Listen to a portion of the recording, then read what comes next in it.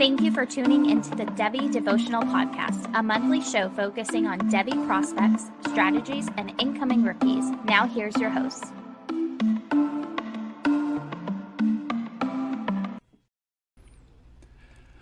Welcome into the Devy Devotional, where we stay devoted to Devy. I'm your host, Dynasty Coach A, joined as always by Aaron Wilcox at Aaron Wilcox86 on Twitter. But tonight we have a very special guest. We have the Secretary of Propaganda from CampusToCanton.com, Felix Sharp at Sharp Review on Twitter. How are you doing tonight, my man?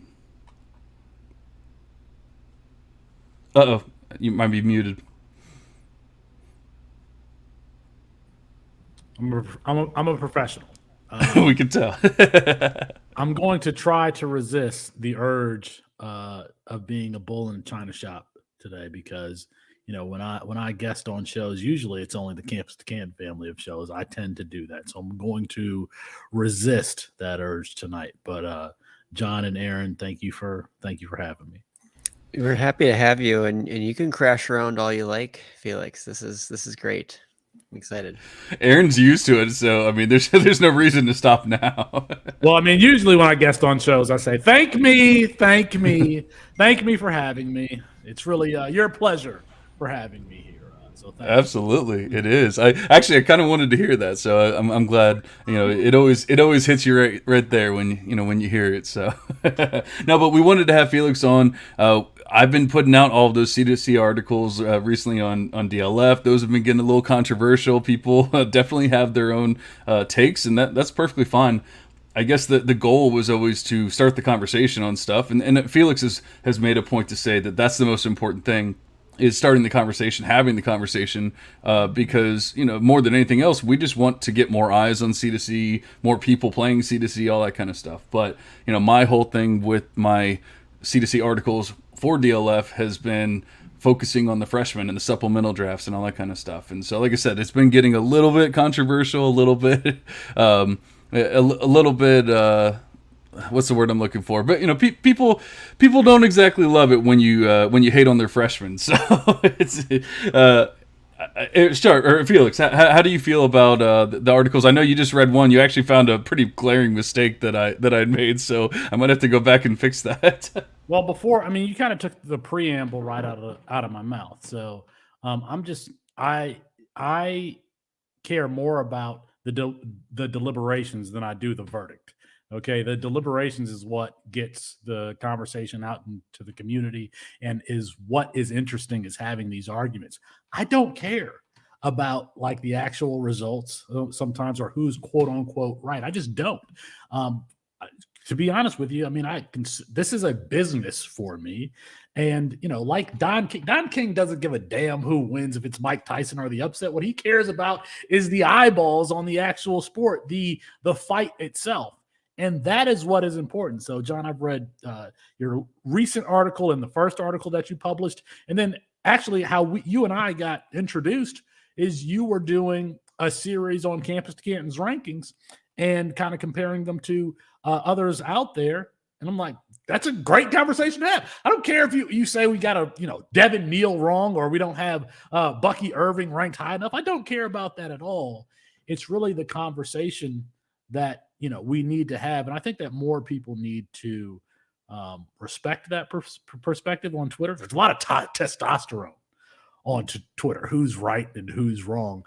I just think from my perspective, the interesting thing is the conversation, having the debate. Who's right or wrong, I could care less. Absolutely. What'd you think of the latest article, Aaron, and I guess your 2 cents on the whole thing too? Yeah, well, I have quite a few ideas if we want to get more in depth with it, but honestly, I really enjoyed it because, like we've talked about before, there isn't a lot of research out there. There's not necessarily a lot of, hit rates being thrown around. People guess, they say, this, 5 stars, these 5 stars are going to hit at a high rate. Well, how high really is that?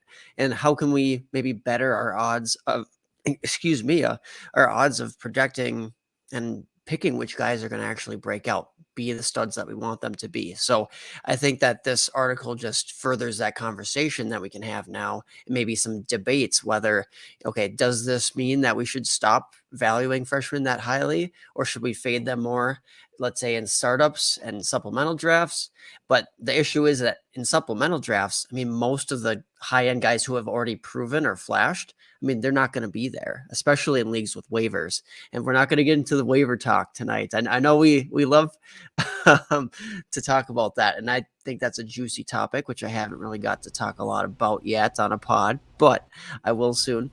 But anyways, segue into, do we think that, freshmen, should we start to fade them because there are some poor hit rates out there? We can open this up. Do either of you have a strong take on how we can apply some of the research that John's most recent DLF article put out there? Well, I know I'm not hosting this show, but John, I think it would be great if you laid a foundation for this conversation, just summarizing what that research was from that article. No, that's a great point. Before that, though, I was just going to say we may have a consensus here because I know at least two of the three believe in no waivers. Aaron plays in multiple leagues that don't have waivers, but I guess I've never truly gotten his opinion on the matter. So real quick, no waivers, right, Aaron? See, I think that there is a place for waivers out there, and I don't think that we need to get down that rabbit hole, but I don't like the unlimited waivers. I don't love the huge amount of waivers allowed. For example, I just did a startup a while back this off season, and we have 2 waivers at 2 waiver periods. You burn them whenever you want. You want to burn them right away in the season. In the C2C league, go for it. But that's your limitation. So I kind of like some small amount of waivers, but overall, I'm not too pro against. I'm not too strong opinioned on it. I know you guys are more so strictly on the no waivers side, it seems, but yeah, I could see both sides. Absolutely. A lot of good arguments out there. All right, I love it. I just wanted to see if we could get the full consensus, but I guess we didn't really get that, but it's okay. So I shouldn't just assume that everyone's read my article. I know I'm kind of a narcissist, but I shouldn't just believe that. So basically what the articles are all about is, just talking about supplemental drafts and basically how should we attack them? How should we look at or think about the freshmen in them? And I think that, basically everyone just kind of assumes like it's a supplemental draft. You draft freshmen for the first 5 rounds, and then, maybe you start thinking about other, positions, other players that have already been, playing in college after that. But it's just, you just get your freshman because you have to. And I said, well, let's just think about this because I've seen a lot of misses in the past few years. And, no one ever really seems to talk about the misses. They just talk about the Caleb Williams and the Drake Mays and all that. They don't talk about the Kyle McCords and the Sam Hewards and whoever else. So in the first article, I went and did the research just looking at the actual hit rates of the freshmen. And it basically boiled down to about a 20% hit rate, regardless of position or class or whatever. 20% hit rate throughout the years for the last 4 years. Well, it's not the biggest sample. So, I decided that in this last article, I decided to go ahead and dive a little deeper. And so I took out the 2020 class because they haven't had a chance to actually play yet. They just got drafted. And then I added in the 2013, 2014, 2015 classes. So we have 7 total classes that I looked at. And we kept the same exact 20% rate. It was actually, I have it right here, it was actually 19.29% of the 140 players that were in the research. 27 of them, or a 19.29% clip, had a top 24 season in the NFL. And that was the whole point of the article series. It was to see, are these players producing in college and then moving their way to the NFL to produce for your Canton squad? Because campus to Canton, you have your college squad and your NFL squad. So 20% or less than 20% of those players that you're drafting from the top 20 of the composite ranking. So basically the top 20 freshmen coming in each year, 20 or less than 20% of those players are moving on to the NFL and then producing a top 24 season or better in the NFL. that's not that great. That's 1 in 5, right around there. And so, if you think about it, everyone's getting really excited for their supplemental drafts, whether they've happened or not.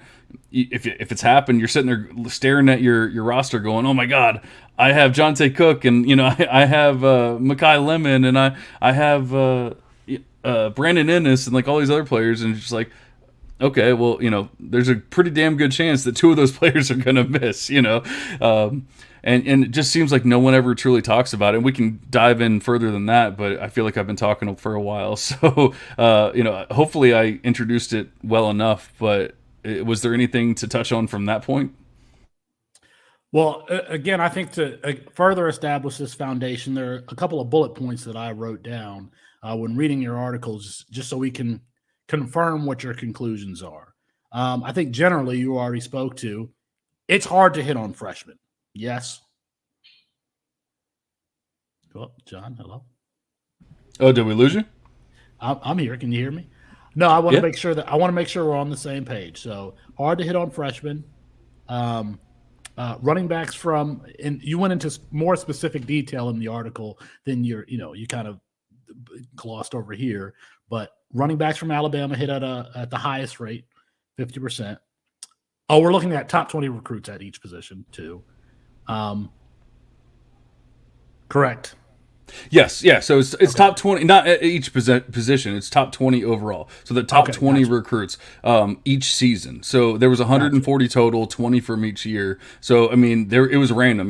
There might be more quarterbacks in one class. There might be more wide receivers in another class, more running backs, whatever. And I'm sorry if you asked me a question before and then there was silence. It was because I was reading Austin's thing, and so I was completely blanking on what you asked. No, these are all questions. Let me start over so I have a clean transcript here. So, so it's hard to hit generally on freshmen. True. Correct. We're using the top 20 recruits overall. Correct. Running backs from Alabama hit at the highest rate, 50. I think in your article it said 50%. It was all players from Alabama had a 50% rate over from this time period, the 7 years that I looked at. There was a 50% hit rate from Alabama. But it had nothing to do with the running backs or anything like that, no. But generally speaking, in comparison to other positions, running backs hit at the higher percentage rate. Correct. So the running backs actually hit at a 26.67% rate compared to the 19% overall rate. But then the other positions, the QBs hit at a 16.67% rate, and wide receivers hit at a 15.79% rate. Tight ends hit at a 12.5% rate. Don't draft tight ends. That's, I mean, if you're just talking about I just want the best options no matter what, it's running backs. It doesn't, I mean, that's just generic, or generally speaking, it doesn't matter about the division or whatever. Just running backs in general are going to get you a 27% hit rate. And then of the conferences, running backs from the SEC generally hit at the highest rate. Right, and that was 38%. 38.1% was SEC running backs, 27.27% SEC QBs, and then 19% at SEC wide receivers. So that's basically actually a little bit below the average even for SEC wide receivers, and yet it seems like people get so stoked about the wide receivers every single year. You guys talk about it on your shows, and I'm not faulting you. I fall in love with these players too, but it's just after doing this research, it just seems like the wide receivers are just not a great option. Well, I think so. Now that we've kind of have some principles from the articles established, those particular principles from the last article is what do we do with this information? How do we apply it? And I think that is where the discussion needs to be had. We have, 20% hit rate, SEC, running backs at the highest rate. Having established that, how do we apply that to this freshman class? If we look back at 2022 and look at that freshman class, 2021, look at that freshman class, would we have been right, using this? And I'm sorry, John, I went to public school. So, numbers, analysis, data, that's not how I necessarily play the game. Just because I'm not smart enough to do it. But anyway, I think that we need to establish now is what do we do with this data? And I mean, you made some recommendations in the article, and I think we should talk about those. Absolutely, Aaron. How do you feel about what we've talked about so far, and then obviously the recommendations? But actually, I did have something that I wanted to get into. You were talking about the 2022 class. We'll talk about the 2021 class after Aaron, because I have an idea of why everyone is so freshman hungry. But Aaron, how do you feel about those? What we've talked about so far, at least. Sure. Well, I'll just make a smart remark here that we draft Justice Haynes. That's what we do, based on all of the things that you laid out there. Maybe even Richard Young. He's getting too much hate, where maybe he is actually the guy at Alabama or becomes the guy at some point. But I will let you go on, since you mentioned that you had something you wanted to interject with, John. I'm sorry. I just feel like Felix and I are, we're those kind of guys, and we're just gonna sit here and talk if you don't talk. So I wanted to bring you in at least. Move over, Aaron. Move. Right. But real quick, Austin Nace, Felix's co-host and friend and everything else, has said, I'd be interested to hear what percentage that don't hit in the NFL still have multiple valuable CFF years as well. Feel like I'd be happy with that, all things considered. I did not necessarily do that research, but I can just tell you from looking at it, the players that didn't hit in the NFL didn't really hit in college either. That's not to say that there was none of them, but they definitely, like, the consensus or the majority didn't hit in college, like, meaning like they were actually viable for your C2C squad as well. I can absolutely dive into that research, and the great thing about DLF is, like, they really haven't given me any parameters or anything like that. They're just like, man, write about C2C, like, just do what you want, and I'm just coming up with it on the fly. So if anyone listening, Felix, if anyone has an opinion from your shows, from C2C, from anything, any of your listeners, followers, whatever, I'm more than willing to accept any kind of ideas, because it's difficult coming up with article ideas, and I'm running with this one just because it seems very interesting. I want to know it, so I'm assuming that other people want to know it. But getting back to the point was, I feel like a lot, if not most people joined C2C leagues, or C2C became more prevalent in 2021.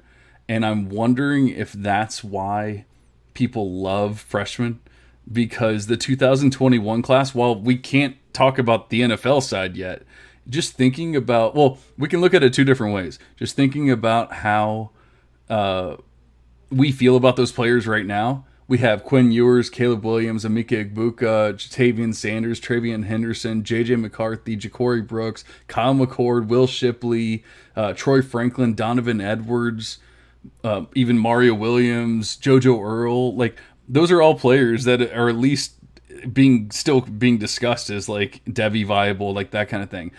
That's not a normal year, and maybe it's just because we haven't had time to really, like, parse things out yet. And that's what I'm saying. We can look at it two different ways. It's maybe one of the best years that's ever happened in recruiting, or most of those players are still going to fail, and we're still going to get down to the 20% that we're used to. The best, if you going back to this article, the best class that we've seen so far was a 30% hit rate as far as NFL scoring in the NFL. So if we're assuming that Quinn Ewers, Caleb Williams, Emeka Egbuka, Jatavian Sanders, Travion Henderson, J.J. McCarthy, I mean, you guys might argue J.J. McCarthy's not going to, but, Kyle McCord, Will Shipley, Troy Franklin, like, if we're assuming that those players are going to score points in the NFL, then we have to assume that's greater than 30%. So it's one of the two.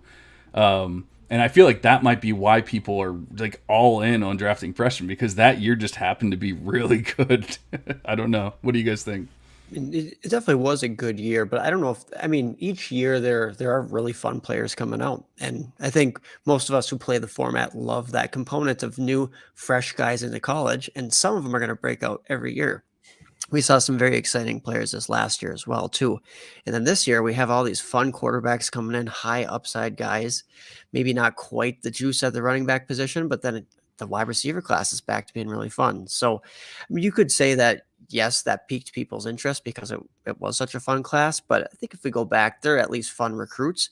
But we know that attrition happens at the college football level. There's system changes. There are injuries that happen. There are poor grades or suspensions that happen for kids.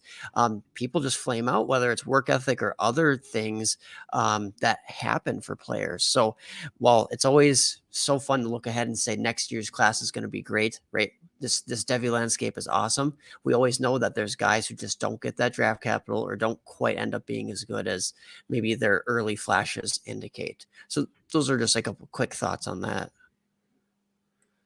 What do you think, Felix? I think that, we're parenting our children, telling them what not to do, and we need to tell them what it is to do, because in a supplemental draft, you only have limited options. You can go pure CFF. Hey, I'm here in the first round. I have the 106, and you know what? I'm going to take Oronde Gadsden, the tight end / wide receiver at Syracuse. He's a 6'4", 217-pound tight end. Now, I can do that. Have that focus, knowing that this guy's probably not an NFL player, but because of the hit rates for freshmen, I'm just not going to take a chance. Or, I can apply my own research. I can have my own conclusions about who's good, who's not, who's Sam Heward, who's Caleb Williams, and I can apply that to my supplemental draft and make those decisions. But I think that, the conversation I would really like to have is what would we recommend that players or C2Cers listening to this podcast, what do they do? I mean, it's really easy to tell someone the hit rates are 30%, blah, blah, blah, blah, blah. But once they get to the point where they push that button, they're going to have to make some sort of choice. And so I think that we should dive into the choices that they should actually make. Great. That is a great point, and believe it or not, I started my research for the next article, which will be coming out in 2 weeks, and I decided to flip the script. I've been looking at what the top 20, like who hits out of the top 20, but I haven't been looking at who hits in the NFL. And so now I flipped the script. I started looking at who's actually hitting in the NFL, and so I'm just started my research today. This is all going to be in the next article, all that kind of stuff. So, I mean, things might change, who knows? But based on the research that I'm looking at so far, for out of the players that have hit a top 24 season in the NFL since 2015, the 2015 draft class, not since 2015, the 2015 draft class, 14% of them were 5-star players. 14%. That's not great. 30%, almost 31% were 4-star. 38% were 3-star, and 17% were 2-star or below. So basically, you have a better shot at hitting with a 3-star player than you do with the 3-star player that is contributing and doing something than you do with a 5-star player just because he's a 5-star player. Now, Felix, like you said, there's always ways to be better at this. Like you guys do so much research and so much, and Aaron and I both listen to, all of your pods and we're both, subscribers to your website. So I'm not saying there's no way to be better at this. I'm just trying to generalize everything. And so I'm not trying to demean anything that you guys do or anything like that. And I hope that you're not taking it that way. I don't think you are. No. But the point of this next article is that just being a 5-star or even a 4-star ranked player doesn't really mean shit. It's if you're producing in college, which means you're going to end up producing in the NFL most likely. I mean, that's generally what happens. If you produce in college, you produce in the NFL. That's from what I've done in my other research, completely away from C2C. That's just what happens. The most productive players in college end up being the most productive players in the NFL. So what we're looking for, and what your question was how do we use this information? Well, it's maybe taking a Rome and Dunze, if I could say words and names, or saying, or using like a Dorian Singer that's already produced, like those kind of players. Those players aren't necessarily getting hyped because for whatever reason, like there seem to be a lot of excuses about why they're not going to hit. Well, they've already kind of hit, so they have better odds now than the freshmen that we're talking about just for being a 5 or a 4-star recruit. Let me give you an assist here. So in a supplemental draft, and I don't necessarily disagree with anything that you said. In a supplemental draft, if I'm choosing between, Carnell Tate on the one hand and Devontae Walker, who might be available, Squirrel White, who might be available, Michigan tight end Colston Loveland, who might be available. According to, for your position, you may be more inclined to take one of those players as opposed to Brandon Ennis, Carnell Tate, Jerrion Dickey, one of these highly touted freshman wide receivers. And I don't necessarily have a problem with that, but like there is some choice that has to. Roma Dunze is 100% roster. I mean, I would love to take him with the 106. He's not going to be.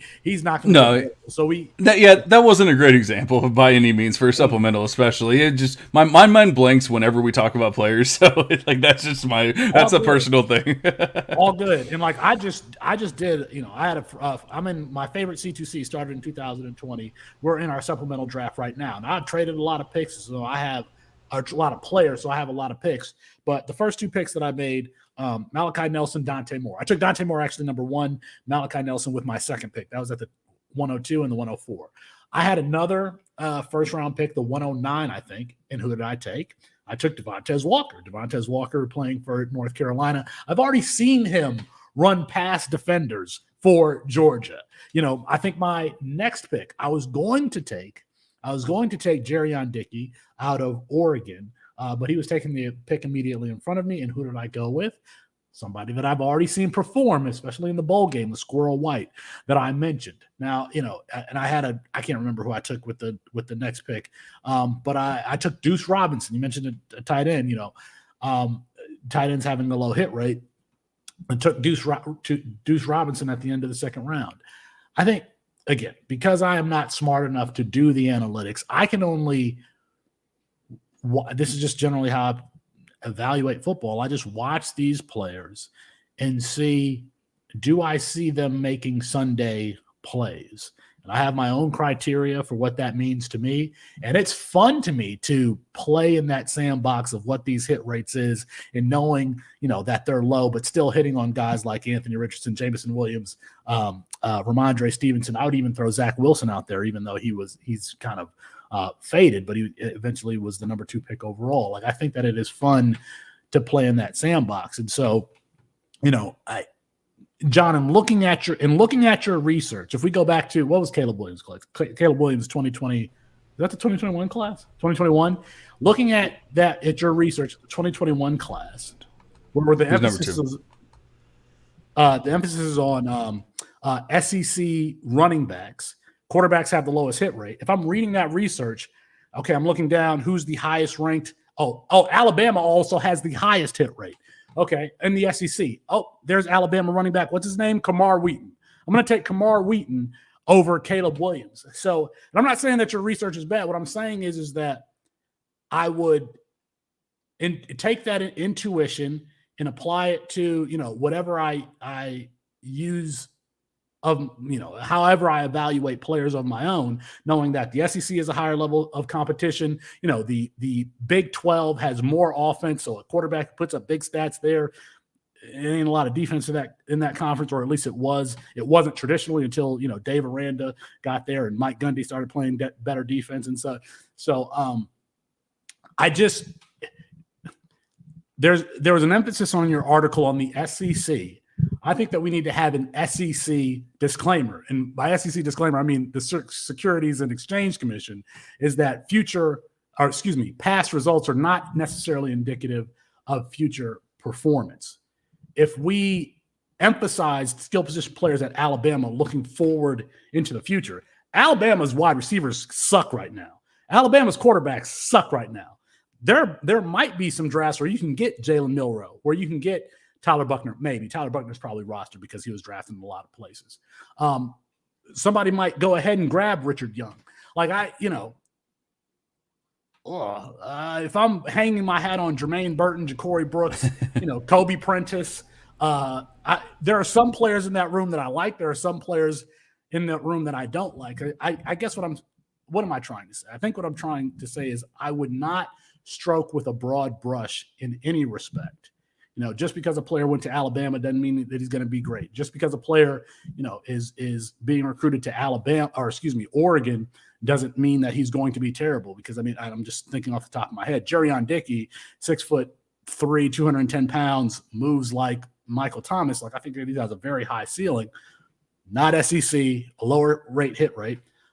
I'll take my chances on a player like that in the second round. So I think what I would say is I just would avoid painting with broad brushstrokes.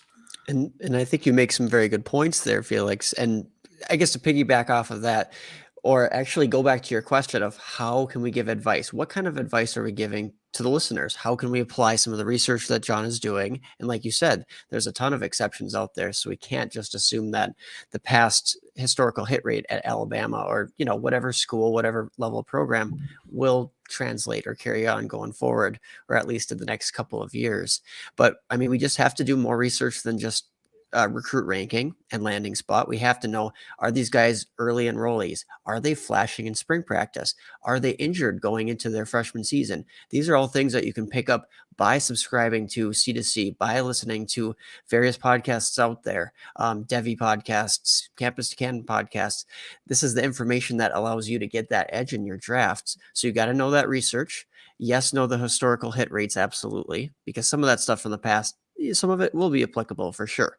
And ultimately, if we're giving people advice, like you guys mentioned before, we're not passing on like the Braylon Allens of the world to draft a freshman. Like Braylon Allen had already done it when he was available in some supplemental drafts.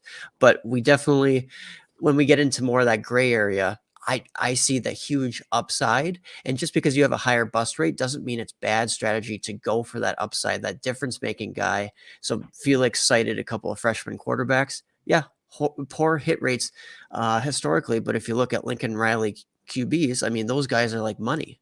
They're very high hit rates when you just specifically not go in after. the SEC. Not in the SEC.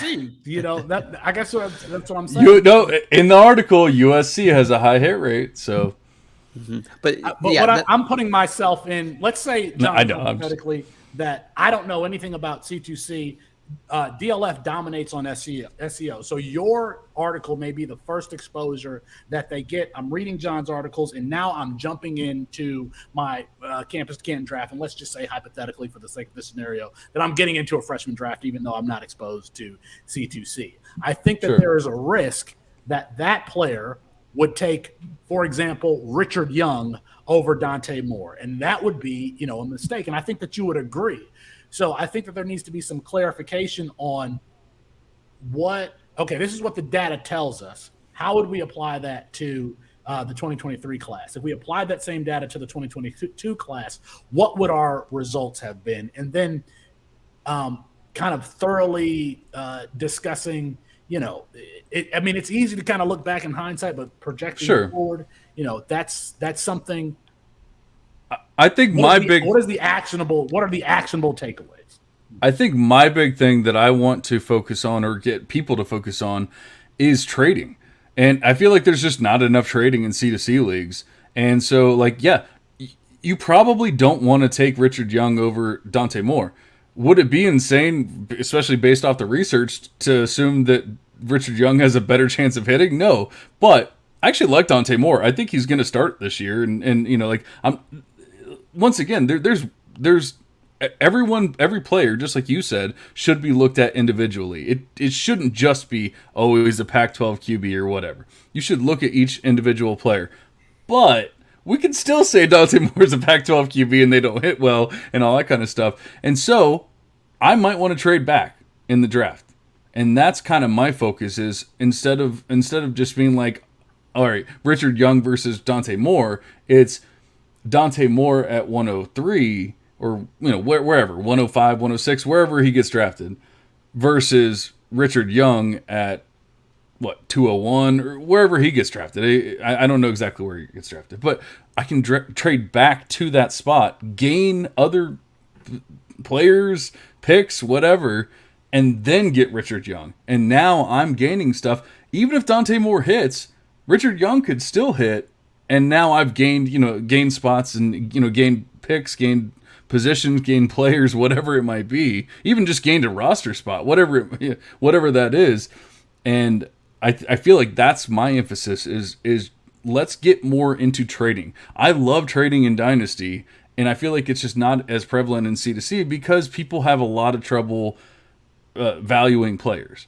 Well, if that's the case, now we can start putting, okay, Pac-12 QB, Alabama RB, like we can start putting values to names, and now we can start the trading process. It's not going to be easy, it's not going to be quick, but we can get there eventually. I mean, Aaron, you mentioned Braylon Allen. I was actually in a league, and I was sitting there at the end of the year, week 10 or something, and I noticed that this dude was on the waiver wire, and nobody had waivers left, so one person did, and so I traded my first round pick, which would have been like the Drew All or Devin Brown class, and I traded my first round pick to go ahead and snag Braylon Allen. I mean, he was absolutely worth a first round pick. Didn't care that I was missing out on that class. So, I don't know. I had another point that I was going to make here, and I think I forgot it. I don't have a problem here, making trades. That's what I was going to say. Is I think that we're going to understand. C2C. I think people started playing heavily. John, you said 2021, so we're 3 years in. I think when we get 4, 5, 6, 7 years from now, and leagues are existing that long, I think we're going to see that the roster construction for an NFL team is nothing like it is on a dynasty team. What I mean by that is you might have a super flex C2C NFL team, and the winning team is a team that might not have a quarterback, maybe has one quarterback starting in one spot. Maybe they're starting somebody like who's that running back from Miami who went to Seattle. What I'm saying, like the strength of the winning roster is not as substantive as it would be in a traditional dynasty league, because once the NFL players start to retire off, once we lose Nick Chubb, DeAndre Hopkins, Devontae Adams, there's no natural replacement coming to that roster. Now, they still might be strong because they have Patrick Mahomes. Maybe they have Justin Jefferson, et cetera. Maybe they have, whoever the TJ Hawkinson, whoever the up-and-coming Kyle Pitts, whoever the up-and-coming tight end is. But we're going to see that in Campus to Canton, your winning NFL teams have big-time holes. And that's just because it's a different game. You don't get to, cherry pick and say, all right, who are all the guys declaring for the NFL draft? Let's draft from that pool. No, you have to, from a pool of, 200, you got to pick from a pool of 10,000 or whatever it is from freshmen. So it's a more difficult, it's a more challenging game, but that's also why it's more interesting. But again, I just think that we're going to see a couple of years from now that those winning NFL rosters have a few foundational players and some role players that are filling in, but still, compared to traditional dynasty, those NFL rosters have big time holes. Yeah, I mean, I guess the whole point of my article series and everything that I'm trying to do in my articles and everything else is trying to help, bridge that gap, because it is difficult to get players from the campus squad to the Canton squad, and I want to figure out how to do it better. That's just in Dynasty. That's what I do, whether it's rookies or players or whatever. I'm always looking for that diamond in the rough, like that kind of thing. And now I'm just doing it with Campus to Canton. With the models that I have, I'm able to look at thousands of players, and so I'm able to to figure out, like, oh, this player has a better chance of hitting. That doesn't mean they're going to hit. Like you were saying, like, oh, how can you say Dante Moore won't hit, or whoever? Well, I can't. But and I can't even say that Romain Dunze is going to hit, but he might have a 40% chance of hitting instead of a 20% chance of hitting.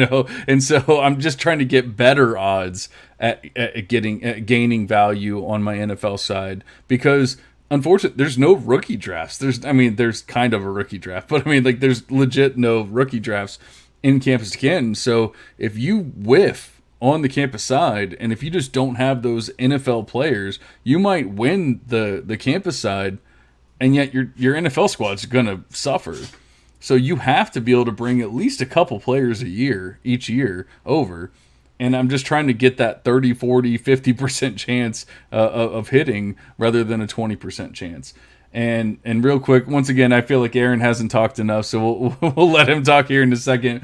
But once again, diving into my newest article that is not out yet, I broke it down into each position, and I looked at the percentage hit rate for top 24 position, top 12, top 5 even. And I'll tell you what, it's not much different even if you get into the each, different position. RBs hit at a 19% hit rate for 5 stars. 47% hit rate for 3 stars. So like of the players that have hit in the last 8 years, 47% of them have been 3-star players. That just goes to show you those are players that are hitting in college after. We're not sitting there like falling all over ourselves to draft 3-star players in our supplemental drafts. So those are players that have hit after. So you guys are talking about Braylon Allen and Luther Burden and whoever else. Those aren't the players I'm talking about. It's the 3-star players, the 2-star players even. The 2-star players have an 11.63% chance of hitting for RBs. Like a 2-star or worse, I should say. So I mean, it's the players that have produced in college that I'm trying to get people to focus on more than just going after a 5-star player. Because at least according to this research, you have better odds of hitting on a 3-star player that has produced in his first year than you do of a 5-star player that has not. And I think that that's actually something that we take pride in, is to go, beyond the surface level 5-star, even 4-star players, and bring to our customers players that we recommend that you take late. I know some of mine. Mayan Williams was one of mine. Anthony Richardson was one of mine. And those players will return. You'll get a good rate of return on your investment in those players. But let's go to the 2 previous classes. Matt Bruning, and because of him, I had this player everywhere, is Quinshon Judkins, a 3-star prospect. People don't remember that. Now, we can look back and say, Quinshon Judkins was a 3-star prospect that, we kind of planted our flag on as a company. The year prior, Raheem Sanders, Rocket Sanders, 3-star prospect, I believe, who converted from running back to wide receiver. We're like, hey, this is where you find value. Even in this upcoming class, I think our guys that we're kind of, as a company, planting our flag on, Aiden Childs out of Oregon State and Lenora Sellers out of South Carolina. If you look at those guys' individual recruiting trajectory, it makes sense why they weren't recruited higher. Lenora Sellers missed his junior year after an injury. Aiden Childs was backing up Malachi Nelson at Los Alamitos until his senior year, and he decided to go to another school to get a shot at actually starting. So the fact that they're not 5-star guys, that actually makes sense because they missed substantial time. So I think that we as and it's not just me, but we as a company take pride as far as finding those diamonds in the rough, and then planting our flag and telling our customers, hey, in the 12th round, this guy's going to be available. You need to go take them and have an advantage over your competitors. I think we take a lot of pride in that.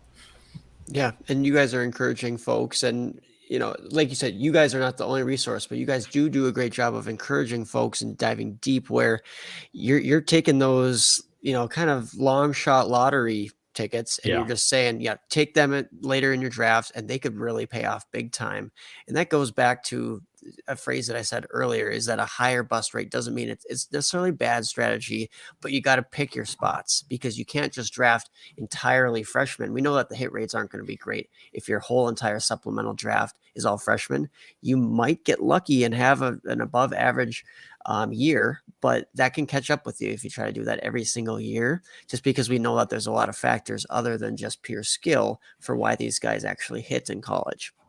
So, one other statistic that I thought was really interesting, though, Todd Vincent, so at Hobart_Whipple on Twitter, he put out some interesting statistics here too the other week, and it doesn't really help us necessarily hone in on like who to draft, but just for awareness, 8 out of 10, so 80% of NFL running backs with multiple top 5 seasons were all 4-star or above running backs as recruits. And you can extrapolate. Well, I guess I think that's just an important thing to keep in mind. Yes, there's a lot of 4 stars deciding, or 5 stars, but deciding which ones, that's the hard part, right? That's the part where we have to really do our research. But just know that a lot of the really high end guys, especially it seems at the running back position, were high end recruits. Absolutely. Well, it's not doing our research, but we can also apply some common sense to this, right? So I'm thinking in last year's class, Raleek Brown out of I think Raleek Brown went to Modern Day, 5'8", 160, 170 pounds, but he has the 5-star designation. There's no situation where I can recommend to somebody to take this 5'8", 5-star running back who's going to a big time program, USC, to take them in the first round. So, we take all of our research and we apply common sense. Like, is this player projected to at the running back position? Is this player projected to get to 215 pounds to 210 pounds? Can he be an asset in the receiving game? Does he have the requisite athleticism? We don't care, just the fact that they're a 5-star. We kind of look beyond that. And I think Raleek Brown is a really great example. He has all of those things: prestige, going to a prestigious program, alleged athleticism, and he's a 5-star pedigree. John, Aaron, there's no way that you would take Raleek Brown in the first round. And, you wouldn't advise somebody to, because you're applying that common sense perspective to what the NFL is looking for. I mean, he profiles closer to Deuce Vaughn than anything else. And unless Raleek Brown has a dad playing in the NFL, probably not going to get like day one, day two, not playing in an NFL front office, probably not going to get day one, day two NFL draft capital. So it's in addition to all of those things, kind of applying common sense to what we know that the NFL is looking for from an athleticism perspective, from a size, from a BMI perspective, all of those things. Yeah, all that goes into it. And I think that the listeners hopefully can take away some really good insights of, how can we increase those hit rates? This is what we're just saying. If we take recruits and we sort through different, conferences, positions, whatever, and using this additional context that we're discussing is definitely important and hopefully useful.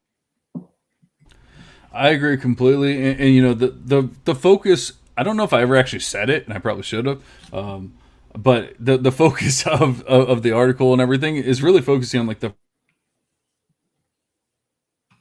Felix was talking about how, later on, you might go after a Lenore Seller or somebody like that. That's great. And that's when you should apply that kind of research. I'm talking about in the first couple rounds, the first 2, 3, even maybe up to the 5th round.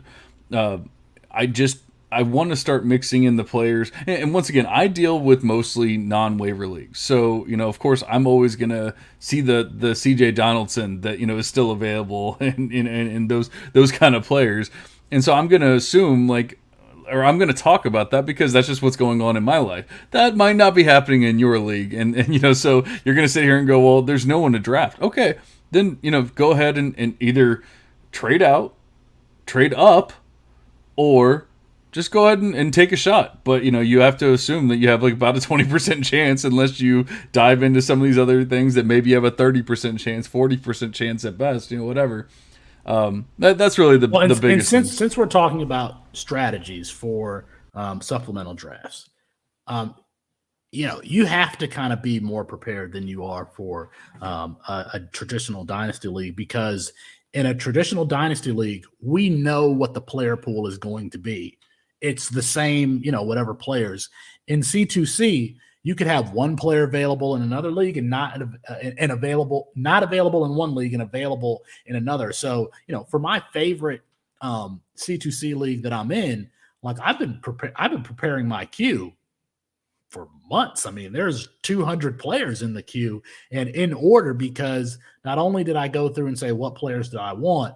I went through 133 FBS teams to make sure that there were players that were second year or third year players that were unrostered, that were available, that I didn't catch, So that's another thing that I would recommend is you have to have a deep queue so you don't just miss players. I've made that mistake where a player was selected and I just didn't know that they were available. So in C2C, you kind of got to get started early. And next year, we did this late this year, but next year at C2C, we will actually sell suggested queues for people to buy. Like, these are the players that you should have in the order that you should have them. But I mean, if you're in a supplemental draft yourself, I'm not talking about 30 players. I'm talking about, like, I'm in a draft right now.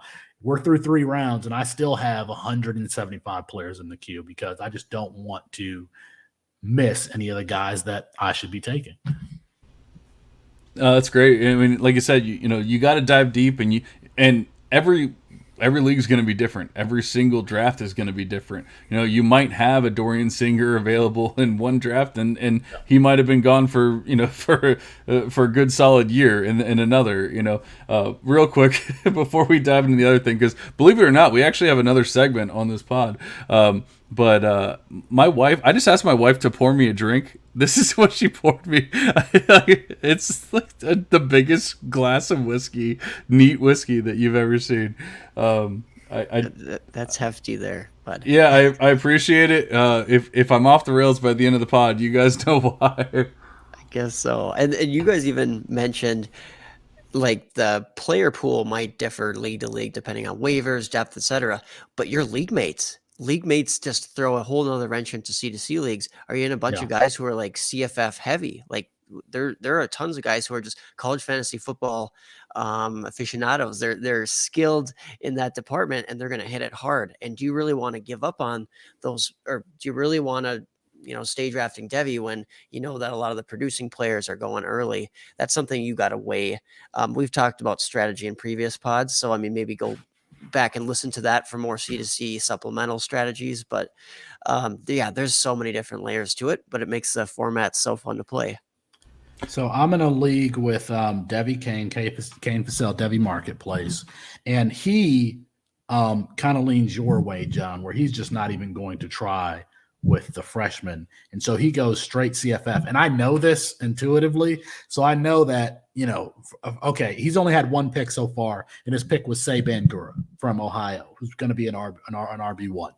But I know for a fact, like, guys like Sam Wiglu's, like a wide receiver from Ohio, a CFF guy, Jamari Thrash, a transfer from Georgia Southern or Georgia State to Louisville, who's projected to have Coach Brahms be Coach Brahms' number 1 wide receiver there. Those are the guys that Kane. I just know intuitively that those are the guys that Kane is looking for. So if I want a guy like that, I gotta pick him before Kane does. But yeah, I mean, I think that's what makes C2C interesting, is that you can have that strategy where, you know what, I've got my first pick. Oronde Gadsden is the biggest advantage because he's a tight end. He's going to have wide receiver numbers. I'm taking him at the 105. I don't care about, Justice Haynes or Dante Moore or, Nico Iamaleava. I'm not going to take a chance there. I'm just going to win and get my money on the college side. There are so many strategies that you can employ playing C2C. No, that is the absolute truth, and that's why I've kind of fallen in love with with the game.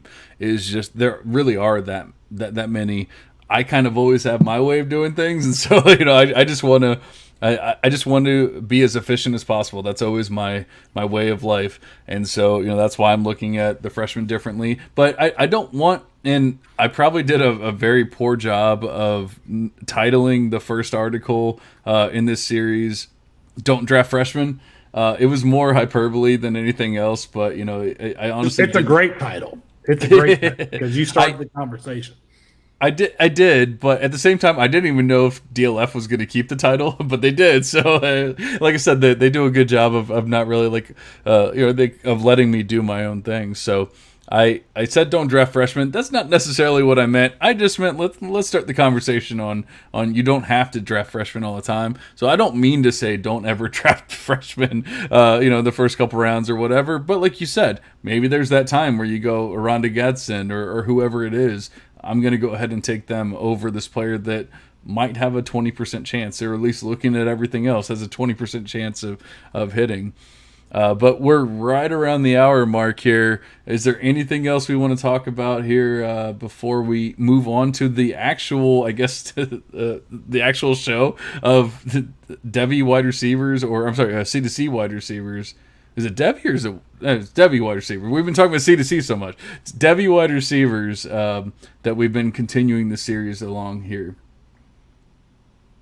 Nah, I'm sure I could talk another 35 minutes on anything that you want to talk about. So, whatever direction you guys want to go. I just wanted to make sure there wasn't any other topics. I mean, we've been discussing it for an hour, so I'm pretty sure we got it all off our chest here. Hey, we could talk for even longer, but I think it is best for us to cover some wide receivers too. The time went by really fast. I mean, I hadn't been looking at the clock, so I don't have nothing to do. So I'm here for as long as you guys need me. I'm not worried about it either. I honestly, Aaron and I, we don't focus on 45-minute pods or anything like that. The listeners know that, so I'm sure they'll be perfectly fine. And I think there was some good strategy talk and everything there, and differing opinions. Like that, Aaron and I tend to agree a lot, and so I feel like listeners are like, "Oh man, you guys agree too much." So it's nice to get a slightly differing opinion there. But why don't we go ahead and dive into the wide receivers here? We've been talking about the series. We've had the QBs. We've had the running backs. The QBs was difficult because there's like two that actually matter, and then a bunch of others.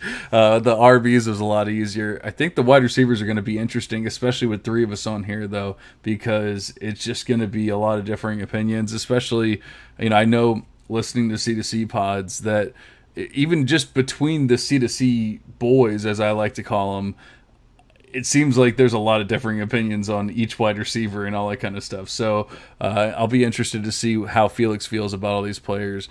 But by the way, John, you keep saying you listen. I listen to your stuff too. I mean, I listen to this show, listen to the Full Tilt Devy podcast. So I mean, I listen to your stuff too. I try to find good Devy content and listen to it. So that's how. Again, I had been listening to your show for a while, and then it was I just so happened to catch it live one day, which is how we got to interact the first time. So yeah, it was great. And Toronto Dave's in the chat as always. He says it's been a fun listening and it's captivating. So you love to hear that from the listeners. Aaron keeps asking for a screenshot of the wide receivers we're going to be talking about, so I'm going to send him that. But I think we can start off with tier 1, which I would say is maybe some people would have a tier of 1 player. I would probably have a tier of 2 players there at wide receiver. But Aaron, how do you feel about the tier 1 wide receivers? I mean, I like that top group of wide receivers. Absolutely. Now, I didn't see for sure if Marvin Harrison Jr. has a lot of I guess separation between like the Emeka Egbuka and the rest of the field. But I mean, I think John and I have been very clear about let's not undersell Emeka Egbuka as a very, very talented wide receiver just because Marvin Harrison Jr. is a great wide receiver as well. So ultimately I have those guys pretty close, but yeah, Marvin Harrison Jr. number 1 for sure.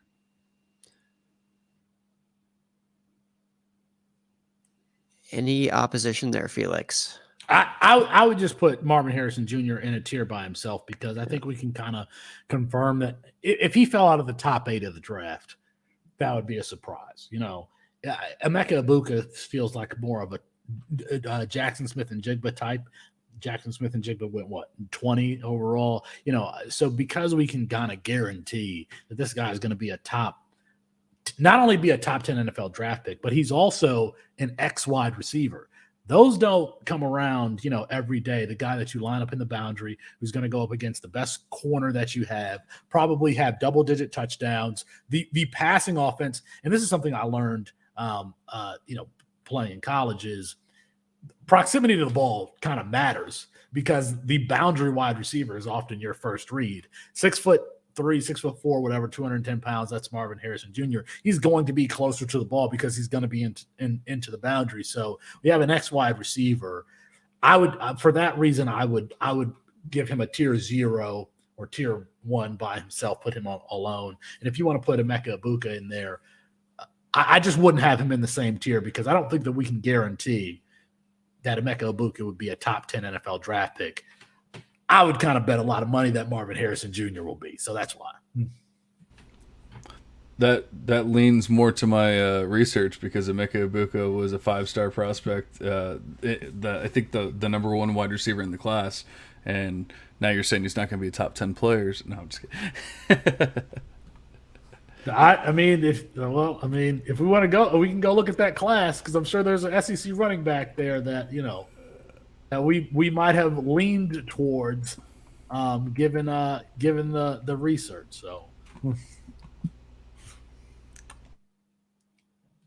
but no, I've got Marvin Harrison Jr. in a tier by himself. And John's muted, but yeah, I think that's a very fair argument. I think you've won me over there for sure as tier 1 and himself as well. They're actually the only SEC running back was LJ Johnson, but he was way down the list, so I don't know if that counts or not. But yeah, I love Emeka Egbuka, so I'm not trying to hate on him. I was just following your line of thinking there that he wasn't a top 10 guy. Obviously, Marvin Harrison Jr. will likely be that. I'm fine with having Harrison MHJ in his own tier. But we're kind of like the whole series we've been going off of DLF's ranks and their tiers. They don't really necessarily have tiers, but I've been kind of breaking it down depending on the ADP of the or the rankings of the players, and it's basically 1 and 2. So I mean, you can make an argument that it's literally all 4 of the rankers have them 1 and 2. So I mean, you can make the argument that it's that there's a tier break there. I just don't know if I would make a tier break at 2. But I feel like we do have a slight tier break there going into the next set of players. And we have Xavier Worthy, Evan Stewart, and Malik Neighbors as a trio there. How do you guys feel about, or I guess, Felix, how do you feel about those 3 players? I know a lot of people have fallen out of love with Xavier Worthy after last season, but how are you feeling about him? The NFL has kind of shown the last couple of years that it emphasizes speed. I mean, when somebody like Tutu Atwell is taken in the 2nd round, Xavier Worthy is a way more explosive player, has way higher pedigree, and is coming from a more prestigious school. So he's going to probably be in that Marquise Hollywood Brown range in the NFL draft. I still think that he's, especially after his freshman season, he's going to be taken pretty highly. So that's how I feel about Worthy. Yeah, he dropped a lot of passes last year. I'm going to be honest with you. When a wide receiver is somebody who can take the top off the defense and stretch safeties, I don't think that the NFL necessarily cares about that because strategically, when you put a player like that on the field, they just force your hand defensively. You have to have a safety over the top. You keep that safety out of the box. It makes the running game easier. You can't really just now, assuming that Xavier Worthy can get off the line of scrimmage and everything like that, which I think he can, you can put him on the flanker and you know that there are really going to be 2 guys kind of devoted to that area because, excuse me, cough button. Because, they're not going to leave a cornerback on an island over to the field where Xavier Worthy can stretch the field. So I have him ranked. He's my wide receiver 6 right now. I don't know. I can't remember the other. I know Malik Neighbors was 1. I can't remember the other guys. Evan Stewart is my number 2 wide receiver. So yeah, and Worthy had a broken hand last season, right? And poor chemistry, or at least limited repetitions with starting quarterbacks and a new quarterback there. So I think there's a lot of reason for him to bounce back. So the quarterback who's not accurate deep. So yeah, I mean, and now we're assuming the arch is going to be so I do love Evan Stewart as well. I have him right up there. Wait, hold on. What? Actually, I should bring Malik Neighbors is my wide receiver 20. Chris Moss just kind of said it the best. He's a kind of a master. What position is he going to play? Is he going to be an X? Is he going to be a slot? Like, what position would you project Malik Neighbors to be? I don't know that he is has a particular position. We have these guys who are just good college players, but don't necessarily fit into a defined role in the NFL. And I think Malik Neighbors is probably one of those guys. I can take another look at him, but I mean, I have him behind Troy Franklin and just in front of Jalen McMillan. That's spicy. I will say that there is certainly that possibility he's more on like the David Bell side, but I mean, I'm still thinking like Allen Robinson, guys like that who are maybe not the most athletic, freakish type guys, but who are solid route runners who can play, like you said, outside, inside, has some versatility. Because I mean, he's not a small player by any means, but he also doesn't play like he's 6'5" and he can't move laterally. So but I certainly like him more than that. But out of these guys, I still have Xavier Worthy just ahead of him.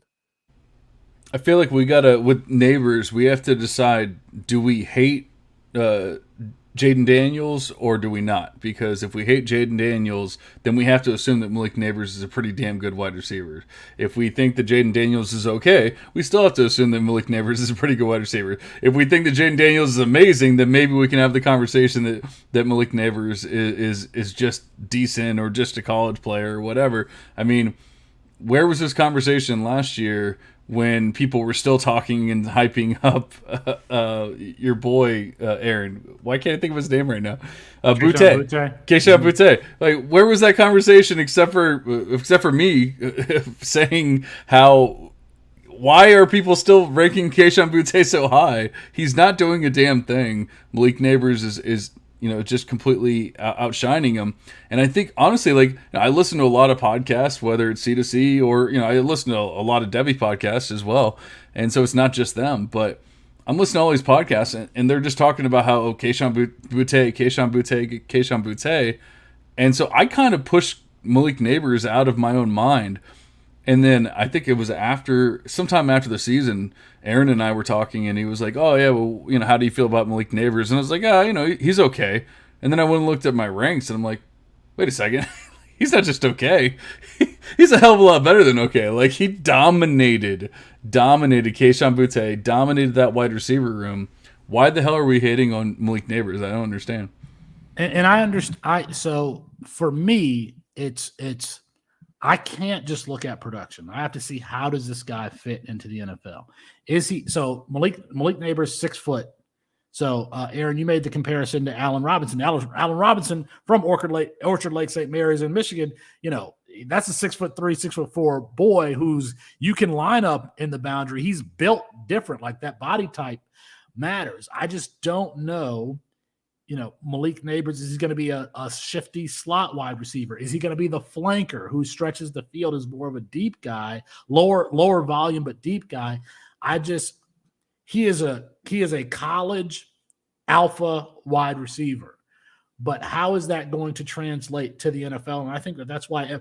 I mean, if we want to use production, I know it's a different conference, but Jarrett Stearns almost had 2,000 yards receiving 2 years ago.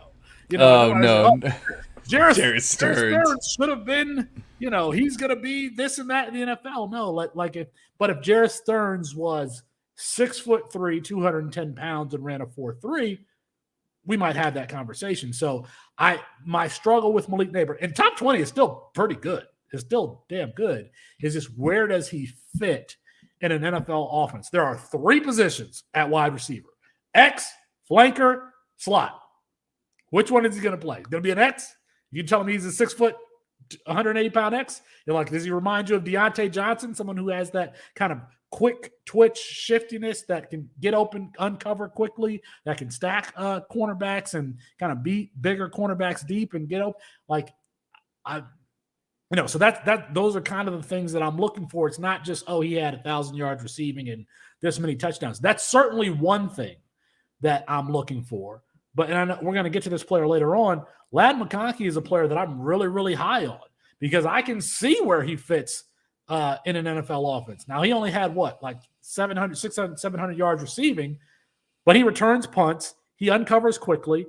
You plug him into a slot, and he's going to be, a slot wide receiver like Hunter Renfrow or like Jarvis Landry or like Cole Beasley for eight years, in my opinion. So like, because I can more easily see the transition for someone like Ladd McConkey than Malik Neighbors, I have Ladd McConkey ahead of Malik Neighbors. That's just me. Look, I told you when we started this, not very smart. So don't take any of my advice, but that's just the way I look at the game. You mentioned that we might talk about McConkey later. I think that was the only mention he'll get from us on the show, just because I don't know that John and I love him. But that is kind of eye-opening. So we're gonna have to take a look at Malik Neighbors, and I'm loving the bold division on the Devy Devotional with those players. That's what the listeners are here for. It's not all agreement, and yeah. I actually realized recently that I'm higher on McConkey than I was, or that I realized I was. Wow. But Felix is wilding over here. Like, he is not over Malik Neighbors. I can promise you that much. And going back to the Jerry Stern things, when a quarterback throws for 6,000 yards and a guy has 2,000 yards, it's pretty damn similar to when a quarterback throws for 3,000 yards and a guy has 1,000 yards, except for it's in the SEC. And not in the Mountain West or whatever the hell that he's in. One of those G5 conferences. I don't know what the hell he was in. The Mountain West, John, get it together here. First, you're telling me Texas is in the SEC. Now you're telling me Western Kentucky is in the Mountain West. Come on now. I showed you the whiskey earlier. I told you not to judge me, and yet here you are. No, I don't know. It's really difficult for me to hate on Malik Neighbors, but we can get into Ladd McConkey a little bit later. The next set of players that we'll have is Troy Franklin, Luther Burden, and Berrien Brown, and I obviously have some opinions on at least a couple of these players. But Aaron, how do you feel about this trio here? Well, quick disclaimer. I rank very deeply for C2C. I have extensive ranks, but they are solidified, or they're separated by the class. So I didn't necessarily, create a set of combined rankings for this, but based on just how I'm feeling about these players, I think it's Troy Franklin, Berrien Brown, and then Luther Burden. And I know to some that might be surprising to have Burden there at number 3, but I think that Berrien Brown displayed some things that were just a little bit more impressive than what Luther Burden did. Luther Burden did not really show a lot down the field as far as a pass catcher. That doesn't mean he can't develop into it, because I love the natural talent that Luther Burden has and his high recruit status, which I guess now we're all questioning, does that actually matter? But it does matter to a degree. Like, he's a talented kid, and we know that if he puts that together, as he really produced all over the field this last year, he's a very interesting kid. Troy Franklin, we just have another year of production from him, and there's no reason not to be, pretty optimistic for him taking another step forward at Oregon this year. So right now, I think Troy Franklin, Berrien Brown, and Luther Burden is the order, but I don't necessarily have a ton of separation between those players. I tend to have a large separation between those players, but how do you feel about it, Felix? So of the Franklin, Brown, and who was Burden. So Berrien Brown is my wide receiver 4, and I think he's another player he fits that Hollywood Brown, Xavier Worthy spectrum, in my opinion. But he has the added bonus of being one of the best kick returners in the country. Like, if all else fails and I draft Berrien Brown, he will have a starting position in the NFL as a kick returner. So I'm really excited about him. Really excited. One of his best games was against Georgia. I don't know if, Georgia, it wasn't the historic defense that it was the year prior, but still a pretty damn good defense. And one of Berrien Brown's best games last year as a freshman was against Georgia. He's an explosive player. Troy Franklin, I think I'm probably lukewarm on him. Another guy that, I don't know that necessarily has a day one ceiling. He is my wide receiver 19. Good. I mean, he's a good player on the thinner side, but has been productive. And then Luther Burden, I mean, yeah, I understand that he was a 5-star and all of that stuff, but Luther Burden reminds me a lot of Laviska Shenault. Laviska Shenault was a player at Colorado who they lined up at quarterback when they got to the red zone. They lined up at running back at a lot of times. They ran a lot of jet sweeps, a lot of jet sweeps, a lot of jailbreaks, a lot of stuff around the line of scrimmage. I actually did a long thread on this.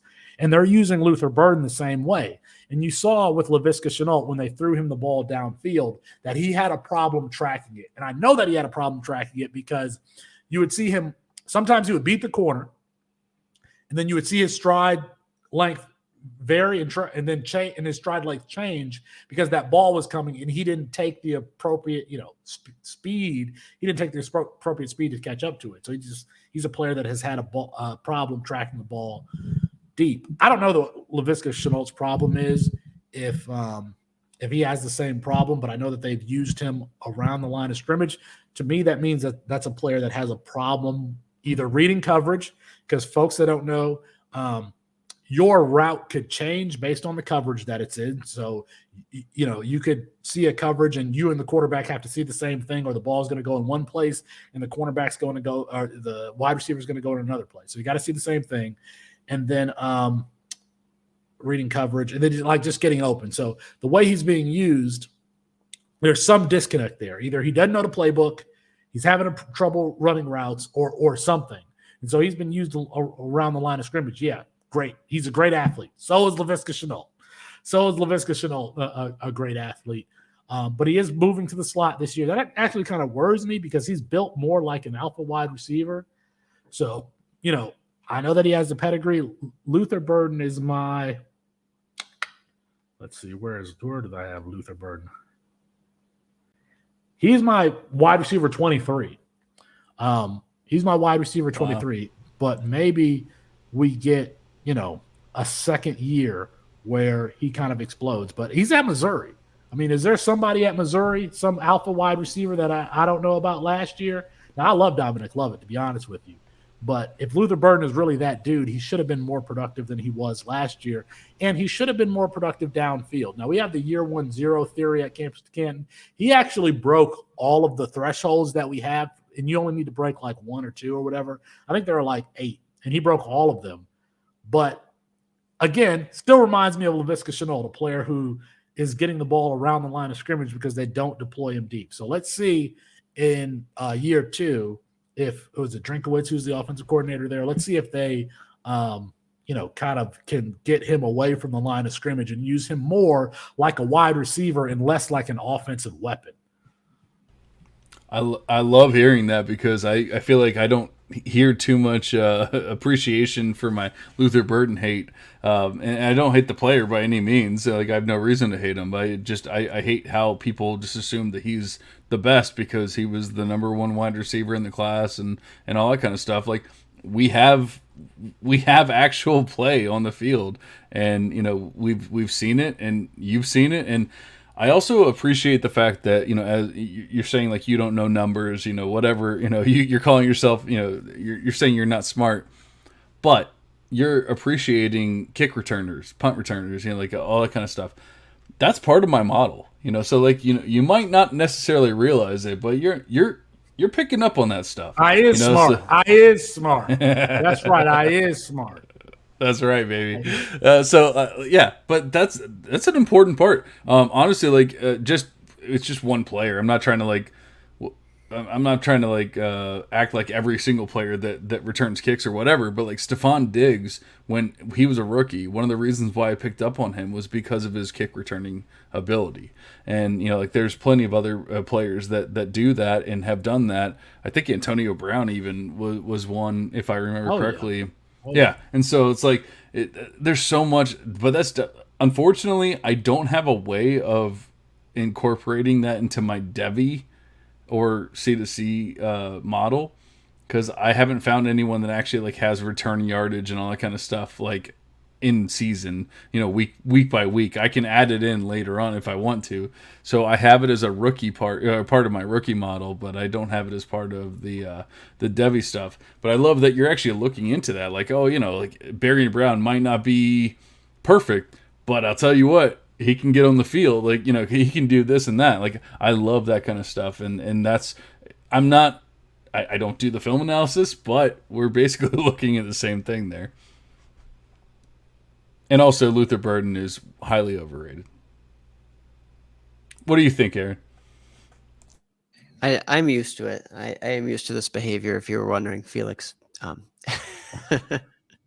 No, I mean, I don't necessarily agree with all of that, but yeah, he has to step forward. I mean, or step up. He has to take that step forward. He has to improve on the efficiency, the down the field prowess, all those things. But when I have hope for a guy like that, it's going to be somebody who is a supreme athlete, a high end recruit like that guy, and Luther Burden. So we it can argue back and forth, but I think we're more fruitful if we go on to our next tier here. Absolutely. We don't want to focus on players that only have a 19% hit rate based on the article. We want to move on to the players that have a higher hit rate. And Rome Odunze, we were talking about earlier, Carnell Tate, a freshman, freshman, and Zachariah Branch, another freshman. And then we'll go ahead and he's technically not in the tier, but I'm just going to go ahead and include him because he should have been in a tier above. Tet McMillan. Yeah, he should have been higher. So I'm going to go ahead and include him here. So we have Rome Odunze, Carnell Tate, Zachariah Branch, and Tet McMillan.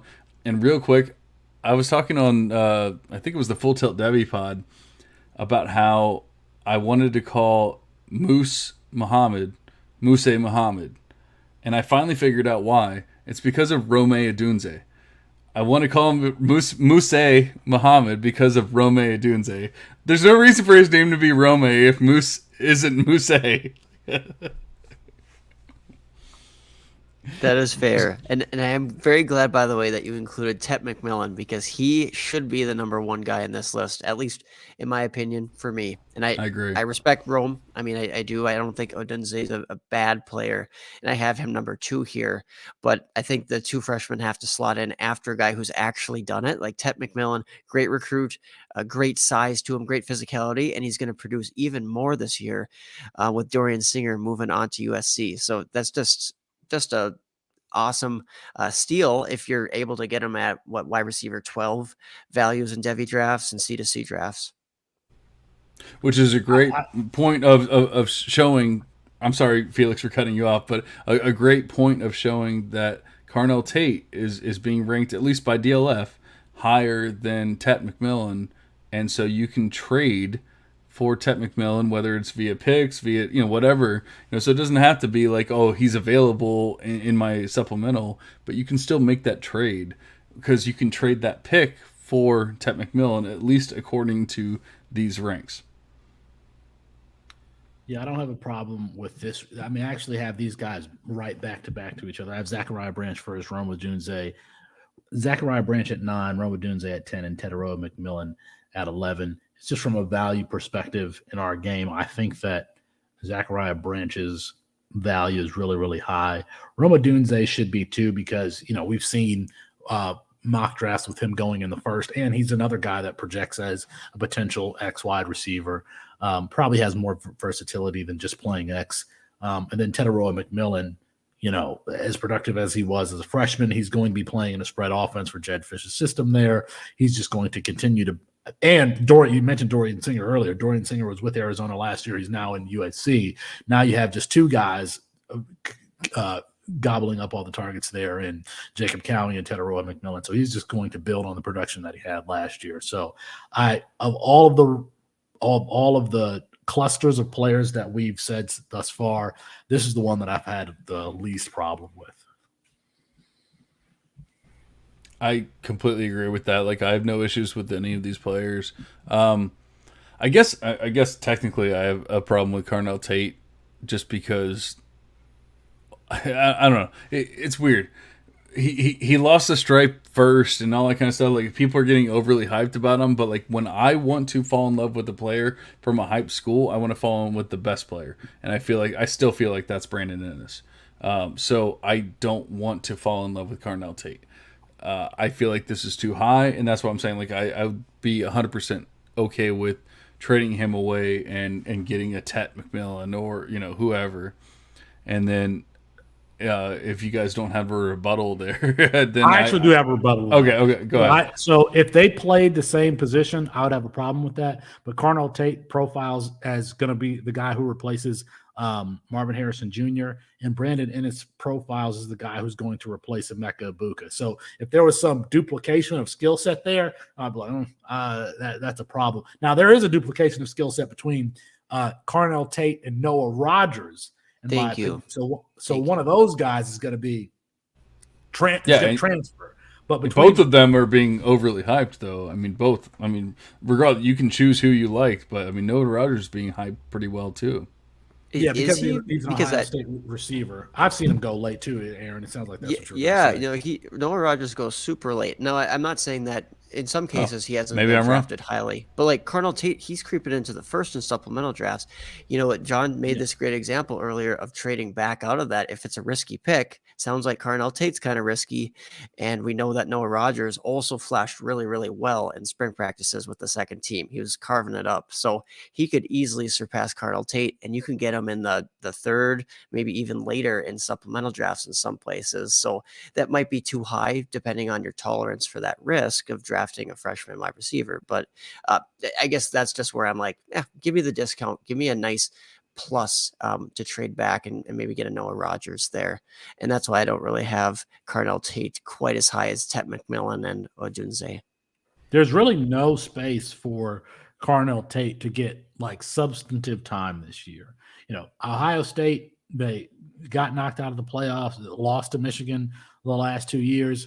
Whenever that's the case, they play with this alleged chip on their shoulder, kind of like that old New England Patriots team that lost and then added Wes Welker and Dante Stallworth and Randy Moss to go undefeated. Like I'm trying to make an analogy here. That Ohio State team, when they lose, they end up playing with a chip on their shoulder the subsequent years, which means that those starters end up playing a lot of snaps. Like I think Marvin Harrison Jr. played like 80% of snaps, 85% of snaps last year. Ohio State had a lot of blowouts. I could have taken them out. But so the starters are clearly going to be Julian Fleming, Emeka Ibuka, and Marvin Harrison Jr. That doesn't leave like a whole lot of room for Carnell Tate and Brandon Ennis, and it really doesn't leave a whole lot of room for Noah Rogers, because in addition to the two freshmen, you still got Xavier Johnson there. Xavier Johnson is an upperclassman who got that team out of a bind because they had injuries at the running back position last year, and so he played running back. Coaches love that kind of stuff. They're going to give him time. You still got Kion Graves there. You still got, I mean, I'm sure that there's Jalen Ballard. Jalen Ballard is allegedly having a great spring camp. So there's just a lot of bodies there. I do expect Carnell Tate to play. I kind of expect Brandon Ennis to play, but it's hard to say because he wasn't there in the spring. So, you know, you don't really know how he's going to shake out there in the depth chart. It's another reason why to be skeptical because he wasn't there in the spring. But, you know, just something to be mindful of, I guess, if people are drafting these guys. You know, Tate is looking to be the replacement for Harrison Jr. next year, and I would expect for Ennis to be the replacement for Emeka Ibuka.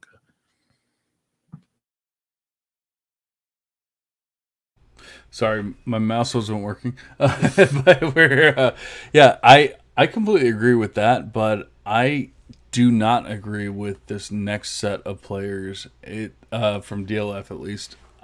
Mario Williams, Jurion Dickey, Jalen McMillan, Dorian Singer. I guess we can technically get into Hakeem Williams, and maybe even Devontae Walker. We'll call that a tier there. That is a funky ass tier, but also there's like one player that I want out of the tier. Give me Antonio Williams, which you didn't quite include. He was almost there, right? He was ranked all the way at wide receiver 19. Give me him over a number of these guys, right? Yeah, I mean, he's technically. I was trying to look at the actual like draft ADP and everything, but yeah, he's the next player, so I'm fine with including him, just like I did with Tet earlier. So like he should be higher than that. Yeah. If we want to take applications make applications or use your article and kind of say, well, it's kind of risky to go with the Jurion Dickey there over guys who have already proven a lot of talent, already proven a lot of production. I would slot Singer ahead of him. Dorian Singer now going to USC after being a very productive and under the radar guy at Arizona. Devontae Walker, Felix mentioned him earlier. He could be really set to explode after already doing a good job breaking out. Antonio Williams, I'd put him over Dickey as well, and over Mario Williams, who really has never done anything. Like, I mean, yes, he's a fun player. Yes, an NFL team will probably draft him at some point, but does that mean he's actual impact player for Dynasty? Probably not, right? He wasn't an impact player his first 2 years, and I don't really foresee him being the stud at the college level and then at the NFL level. So I'm going to slot some of those guys ahead of Mario Williams, Jurion Dickey, and even Jalen McMillan. This may be controversial, and I try not to be, of course, but Mario Williams is my wide receiver 58 in my Devy ranks. So what the fuck is he doing in the ranks right now? Like I don't understand. What has Mario Williams done? I did they think it was Antonio Williams? Like I just don't understand. He's my wide receiver 34, so I was like, oh, that's a hot take, but it's not. I mean, it's not. I'm closer to your rank than I am to this one. So we actually have a good comparison for Mario Williams and Josh Downs from last year. Josh Downs also 5'9". Let me finish here. Josh Downs. I'm the biggest Downs fan in the world, so I'm very offended right now. Yeah. Let me finish. So what I mean by that is where do we project him to the NFL? Mario Williams is not going to play outside. Josh Downs is not going to play outside. He's a slot wide receiver. Josh Downs was uber athletic coming into. We're talking about 4.55, 40-yard dash, 38-inch vertical, great shuttle time, all of that stuff. I don't think Mario Williams has any of that stuff. And he is not nearly as productive as Josh Downs has been. So if Josh Downs is Mario Williams' ceiling and hasn't produced like Josh Downs, doesn't have the athleticism of Josh Downs was in the second round or third round? It was the second round, right? Or was it the third round? Well, it was one of those. So in the third round. So I would say that if Josh Downs is his ceiling and he doesn't have any of the qualifications to be a Josh Downs, then we're talking about Mario Williams being a 6th round draft pick, 7th round draft pick, something like that. I mean, that's where I would project. So I think that they project to the NFL to play the same position, but they don't have any of the same production, athleticism, et cetera, et cetera. Now, USC's wide receiver room isn't particularly strong. Could he have the year this year that we thought he was going to have last year after that spring game? Yeah, but we're still looking at a 5'9" slot wide receiver who doesn't return punts. I can't remember if Mario Williams returns punts. I don't think he does. I can't think of a punt return off the top of my head where he's, had a decent punt return. So we're talking. Sorry, I keep butting in, but I think you go back to his high school film, right? He did a decent amount of that, or at least sure those situations. But in college, in college, it's just not showing up in that role. So, I realized that I could actually just look at the list that you sent me. Can I talk about Jurion Dickey here for a second? Of course. Of all the freshman wide receivers, the 5-star guys. So I think the 5-star guys are Zachariah Branch, Hakeem Williams, Jurion Dickey, like the consensus 5-star guys. I think Carnell Tate is a 5-star according to some services, but not the others. We can throw him in there. Of those guys, who could be the next, Marvin Harrison Jr. and take him in the top 10 in the NFL draft? Personally, I think it's Jurion Dickey because of how versatile his skill set is. First of all, he has an NFL body today. He has so much of an NFL body that you're going to have to make sure that he doesn't put on so much weight that he becomes a tight end. But it's Oregon, Nike, et cetera, et cetera. Hopefully they have a good training program and they can keep him lean.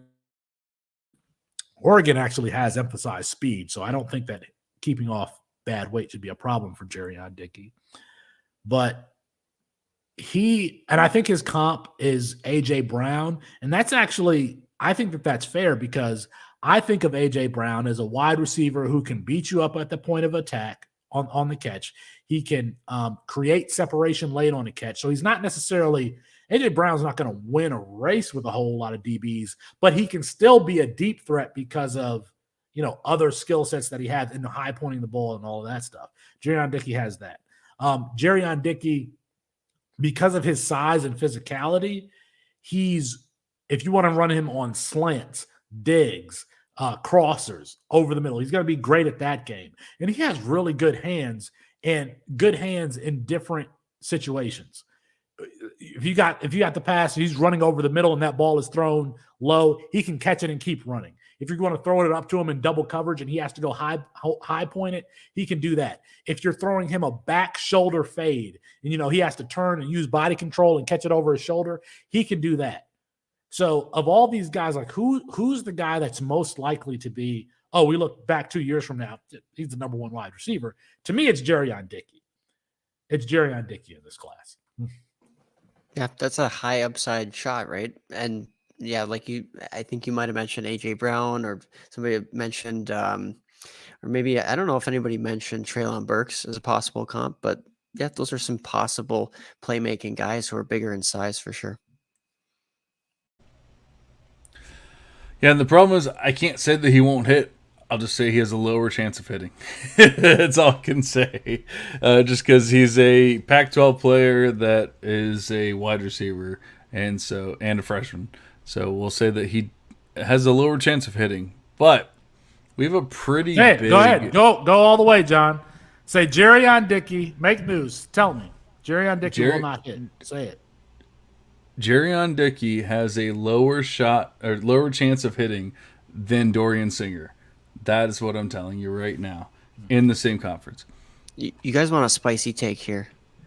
Of course. Noah Rogers is better than Carnell Tate and Brandon Innes. Oh, wow. Okay. That is a hot take. So Aaron doesn't necessarily do hot takes. That's kind of my thing. And so I need to know why. Like, what does he do better? Well, first now, of all, I'm not even doubting you. I'm just saying, what does he do better? Well, and first of all, and we've proven that this isn't the end all be all, but he is actually a 5-star wide receiver. He is 5-star wide receiver for On3. And he's a top 8 wide receiver ahead of like a Micaiah Lemon and some other notable guys for 247. So some of the biggest ranking industries are actually quite high on him. But we're not just going off of that, right? He had a great junior campaign. When you look at his high school production, he was very good and slightly less volume overall his senior season. We can't attribute that completely to him, but he flashes very good on the field speed. Not the greatest time speed, so maybe that's why some people are a little bit lower on him, but I see no issues as far as athleticism that should functionally do the trick at Ohio State. He goes into a program that's great at developing guys, but so does Tate, so does Innes. But Noah Rogers is so dominant flashing those hands, and maybe he relies a little bit too much on contested catchability. He improved on that, though, as a senior. Like, junior season, I saw substantial improvements as far as not just being contested catch guy or just a red zone threat. He has the movement abilities to be a good route runner. I just don't think that he gets credit for that, but his movement skills, when you evaluate him as a mover, he's just a smooth player. So I think, yes, he can continue to refine his route running, but there was very little separating him and Carnell Tate from everything that I saw out of spring practices, because Noah Rogers was also torching guys. It just happened to be he was mostly with the second team versus, Tate got more and more time in comparison with the first team. That doesn't really mean a lot when both those guys are just dominant guys. So I think that they're going to be next up, and Noah Rogers is going to have that opportunity when we see Julian Fleming, we see the other two guys, Emeka Buka, Marvin Harrison Jr., all of them should move on after the season. That's 3 open starting spots. And I honestly think that, this guy is ranked higher than Innes. He's ranked for sure higher. Yeah, Innes and Tate on 3. I think that there's other people who think that he's the best wide receiver as well. So I hope that this isn't, too upsetting for people to hear, but obviously people who have been drafting do not feel the same way as me. So it is a little bit spicy tonight. So what I'm hearing from this analysis is that you should trade back from a Carnell Tate pick and then draft Noah Rogers. There you go. Love it. I feel like I feel vindicated. I feel I feel like everything that I've done has been for a purpose, and it's to bring us here to Noah Rogers over Carnell Tate. If I can make one more point too, it's funny how quickly we've seen these wide receivers change and flux. First of all, it was always Innis, right? Innis was always number one. Everybody was confident with that. Maybe, I don't know, 5 months ago, 6 months ago or so. Now it's flipped. Oh, Tate is the guy. He's the guy now. Well, what happens when Noah Roger gets on the field and he breaks an 80-yard touchdown this season? That's going to be so exciting. If that happens, it might not. Maybe he has an injury and doesn't play. Then there goes my hot take. But like, we know that Noah Rogers is a talented kid. He just needs to get on the field. He just needs to continue working hard, all of those things. He has the talent for it. And how quickly things turn. I mean, we see that with the Alabama running backs. Richard Young, for most of this last season, was ahead of Justice Haynes, or at least in some of the recruiting services. Justice Haynes was not there. He was obviously a riser. I've obviously switched them in my rankings, but at one point I had Haynes beneath. These things can just quickly change, and we don't have any stats, any production yet off these guys. Rightfully so, those Alabama guys have switched because we saw that Haynes blew up in the spring. Again, Noah Rogers very good in the spring too. To Aaron's point on things changing. So this class reminds me of the 2020 Ohio State wide receiver class. That included the number 1 overall wide receiver and the number 4 prospect of the class overall, Julian Fleming. They also got Jackson Smith and Jigba. G. Scott was the number 5 wide receiver, and then Mookie Cooper was the number 31 wide receiver. We haven't heard a lot from Mookie Cooper and G. Scott, or even Julian Fleming for that matter. So, yeah. Absolutely, and that's kind of the point, is that it's very difficult to just say this player's ranked higher. Let's just take this player. And I feel like Aaron made a great point of that. And, that's kind of been my point the whole time, is maybe if we have a 20 to 30% chance of hitting on these players, maybe just take the later shot on Noah Rogers anyway. Even if you don't have, like, I don't know what Aaron is talking about. I haven't witnessed that. Like, I haven't seen his film. I haven't done any of that. This is kind of the first time that Aaron's even mentioned Noah Rogers to me, so I can't even say that I have a co-host telling me in my ear, go draft this player, until now. So if that's the case, just take the later player. Trade out, do whatever. I don't want to keep saying the same thing over and over again, but I kind of want to keep saying the same thing over and over again. Like, there's ways of taking advantage of value. We do it in Dynasty, we do it in redraft, whatever. Why not do it in C2C leagues as well? It's not as difficult as probably we want to make it to seem. It's just that people want to be like, oh, I don't know how to value this player. Well, we have to start valuing these players at some point, because if we're going to play in these leagues, we have to value these players. But we've done the strategy talk. We've done all that kind of stuff. Why don't we go ahead and wrap up the last, handful of players here. We have Mario Williams, Jurion Dickey, Jalen McMillan, Dorian Singer, Hakeem Williams, Devontae Walker, Antonio Williams, which we already talked about, and Dominic Lovett rounds out the top 20. And so is there anyone that you truly feel needs to be higher? I know obviously Felix obviously believes in Devontae Walker. I believe he said he had him in his top 10 earlier.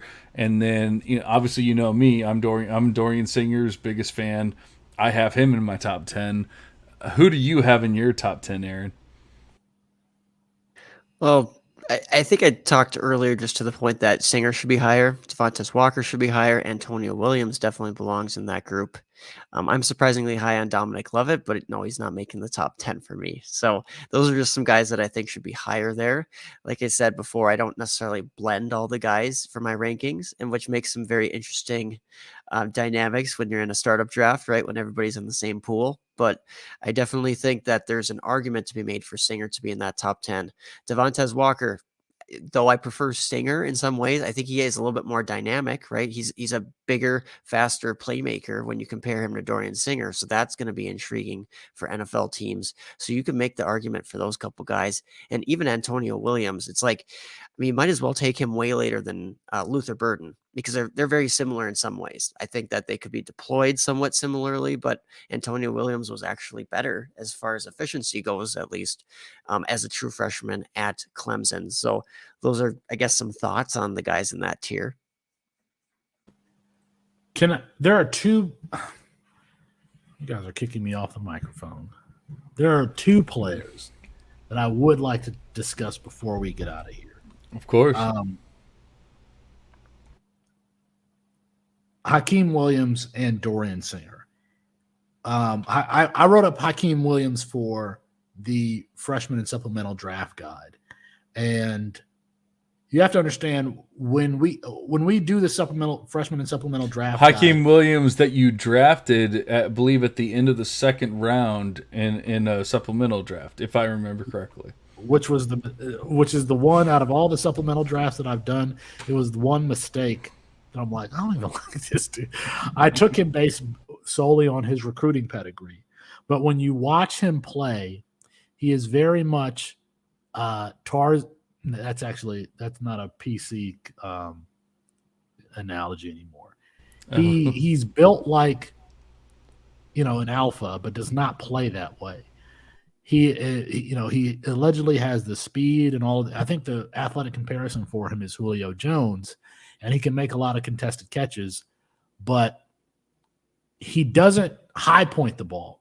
And so when you watch him at the 7-on-7, so when you watch him at in high school, they threw him the ball at the line of scrimmage, and he kind of broke tackles and ran, kind of a high effort player. But when you watch him run routes at these 7-on-7 camps, and he's going against man coverage, one-on-one press man coverage, he couldn't separate from the coverage, and he couldn't make the contested catches over these more athletic corners who were just as highly regarded as he was, despite all of that athleticism. So I think I can't remember exactly what I said in the freshman guide, and this was taken out of the freshman guide, but I actually had examples of where he was not, where that his athleticism wasn't being used to his advantage. Can't high point the ball, getting boxed out, is getting overmatched by physical for corners. So he's one of these 5-star players that he fell to the end of the second round, and I took him, and I was like, I don't want this dude. So not a fan of Hakeem Williams at this point in his development and what his price would be as a 5-star player. But John, I want to ask you about Dorian Singer and why you have him in the top 10. Well, real quick before we get into Dorian Singer, part of the article was Florida State was included in the article. They had enough players that had been recruited highly and not hit, that there's an 11.11% hit rate in Florida State from the past 7 years. And I mean, I get that there can be recruiting differences and stuff like that. So I'm not saying 7 years is the end all be all. I'm not trying to say like just because there's an 11% hit rate for Florida State that you should never draft a Florida State player again or anything like that. I'm just saying, like, I'm not rushing out to get Hakeem Williams. Even if I like the profile and all that kind of stuff, based off of my research, I'm going to go ahead and avoid him anyway, because I'm avoiding wide receivers to begin with. And then I'm avoiding Florida State on top of everything that you mentioned, which I'm not even, witnessing or even a part of. I don't have that knowledge, but yet he. I'm sorry. Aaron was saying well said on Hakeem. I thought he was saying something to me. So I agree with you. The actual data agrees with you. Once again, you're smarter than you were letting on before, so we'll go ahead and get into that. But as far as Dorian Singer, goes, you're asking what hits with him is, he's already hit, like he's already been a thing. Dorian Singer was a nobody. No one knew who he was. Jacob Cohen was brought up from a different school. Everyone's like, he's the next big thing. And he kind of was. He was pretty damn good. Ted McMillan is now considered the next big thing. What do we say he was? The wide receiver 12 in DLF, but we said that he should be higher, right? So, I mean, he was a top 10 Devy wide receiver in year one. Guess who was better than both of them? Dorian Singer. And so, like I don't go just off of like box scores and production, all that kind of stuff. Like I look way more into detail, but the one big thing that Dorian Singer has done is a very efficient yards per reception. Like he's not just doing the Luther Burden type plays. He's breaking big plays. Whether it's the pass and then the run, or whether it's yards after catch, like all that kind of stuff. He also, I look at PPR, I look at efficiency with players. I don't just look at like the box score. Like you were saying with Jared Stearns before, it was just, they just threw a shit ton of throws. Okay, like somebody's gotta catch the ball for 2,000 yards when they throw for 6,000 yards. That's not what I'm looking for. I'm looking for the high efficiency players. And with Dorian Singer, we see that we almost 3 points PPR points per touch. If you were wondering, Emeka Egbuka was at 3.15 PPR points per touch. Xavier Worthy was at 3.34 PPR points per touch, and Marvin Harrison Jr. was at 3.78 PPR points per touch. So he wasn't that far off of those players, but of course we're assuming that Marvin Harrison Jr. is in a tier of his own, and yet we're just saying Dorian Singer's garbage that that shouldn't be drafted and is like behind like 7 other players on his own squad. 1,100 yards receiving with 2 other viable players. Over 2 yards receiving yards per team pass attempt, almost 100 receiving yards per game. I mean, I can keep going. Almost a 30% market share. Like, there's so much that I love about Dorian Singer, and then I hear the film analysis that he doesn't separate, and he's just not as good as these other players. And I think about what these major programs do. They play the upperclassmen. They don't play the freshmen. And so I think to myself, what is USC going to do? They're trying to win games. They're trying to win Heismans. They're trying to win trophies. They're trying to win all that kind of stuff. What do they want to do? They want to win games. Who's going to be the best person to do that? Mekhi Lemon? No. Zachariah Branch? No. Dorian Singer? Hell yeah. Taj Washington, and who do we got here? Mario Williams and Brendan Rice. Brendan Rice is there. I hear that too, but yeah, Dorian Singer's better than all of them. So I don't know. Like I feel like he doesn't get the respect that he deserves. But what has he done to not earn respect? I don't understand. Well, get a scholarship, an FBS scholarship out of high school is one thing he didn't do. Walking on there at Arizona, being a walk-on. So, I mean, that's one thing. I mean, I think when we compare Dorian Singer to Teteroa McMillan and the recruiting pedigree that Teteroa McMillan has, is just kind of two different things. Like if we put them in a basket, Teteroa McMillan, the way he produced as a freshman and comparing to the way Dorian Singer did as a junior, third-year player. Yeah, I think a junior. I like Dorian Singer as a story because he is, essentially the Baker Mayfield at wide receiver, a walk-on at Arizona, earned a scholarship after his freshman year or whatever it was. And now not only did he earn a scholarship at Arizona, but he's actually transferring to the premier program in the Pac-12. That's a great story. But, I mean, I'm going to go back to what I said about Malik Neighbors versus Ladd McConkey and where does he fit on an NFL field.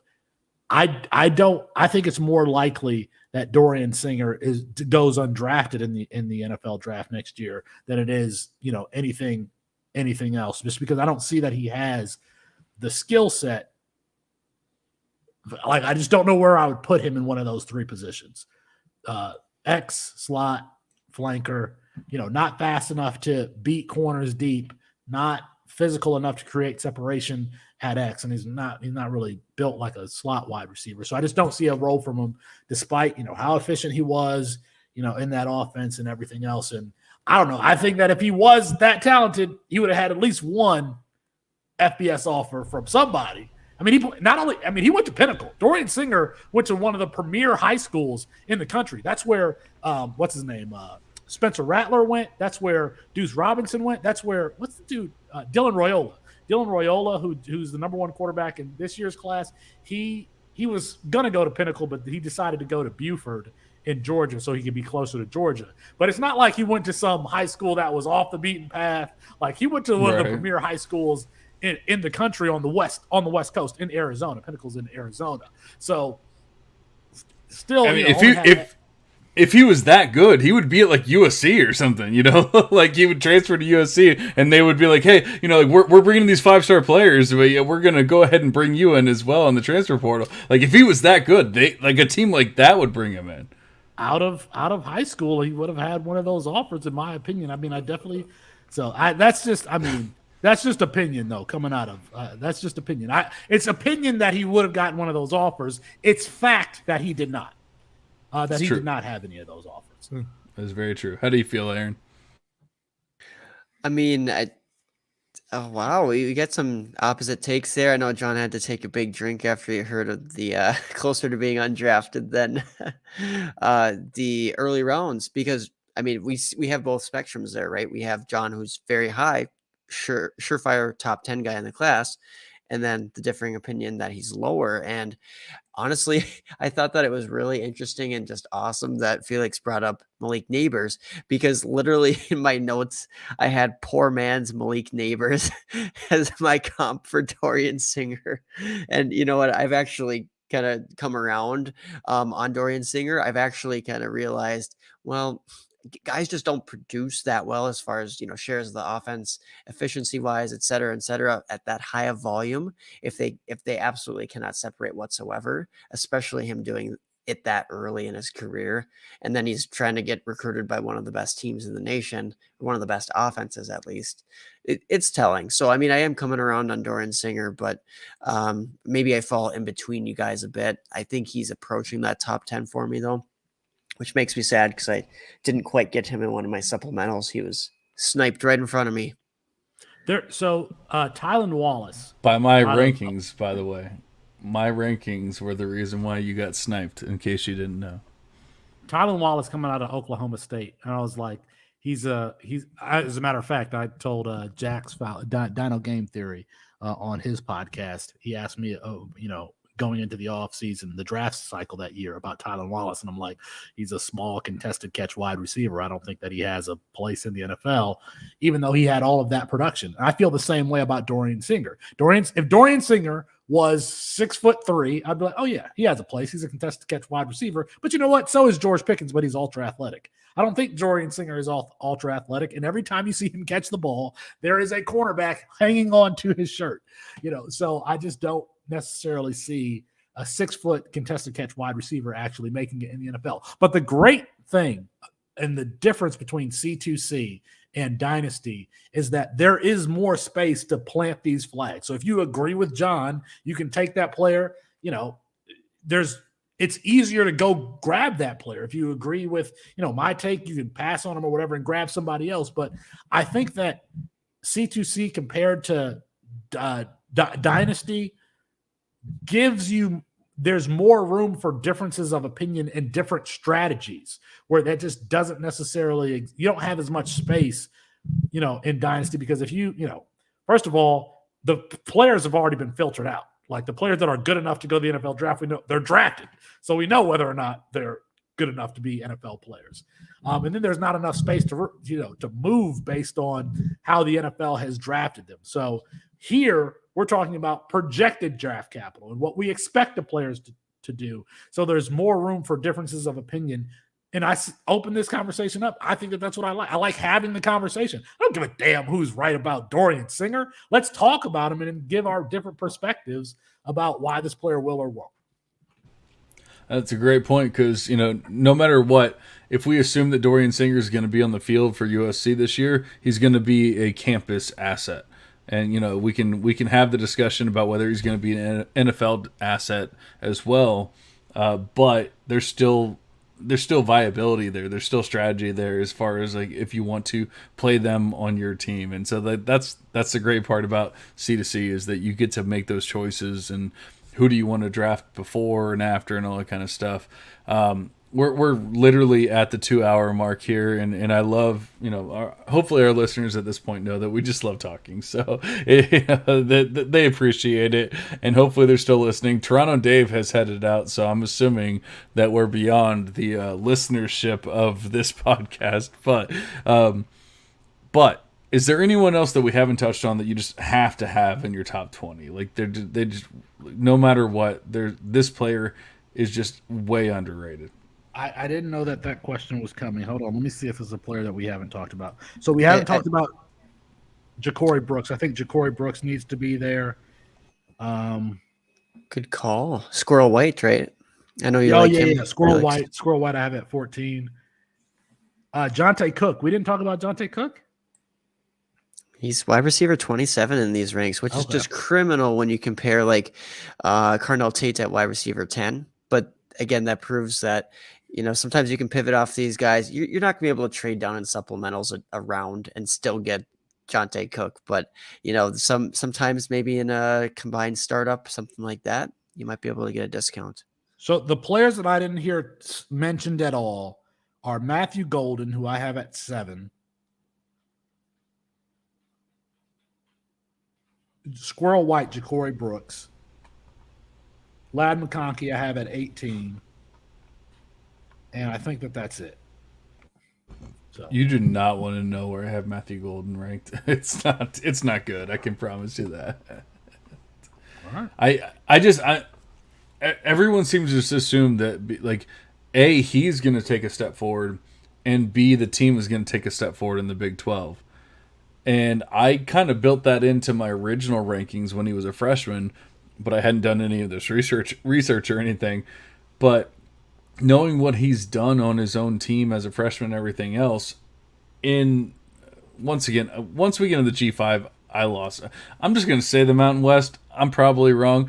I'm just going to say the Mountain West for every single G5 program from now on. And then eventually I'll be right. But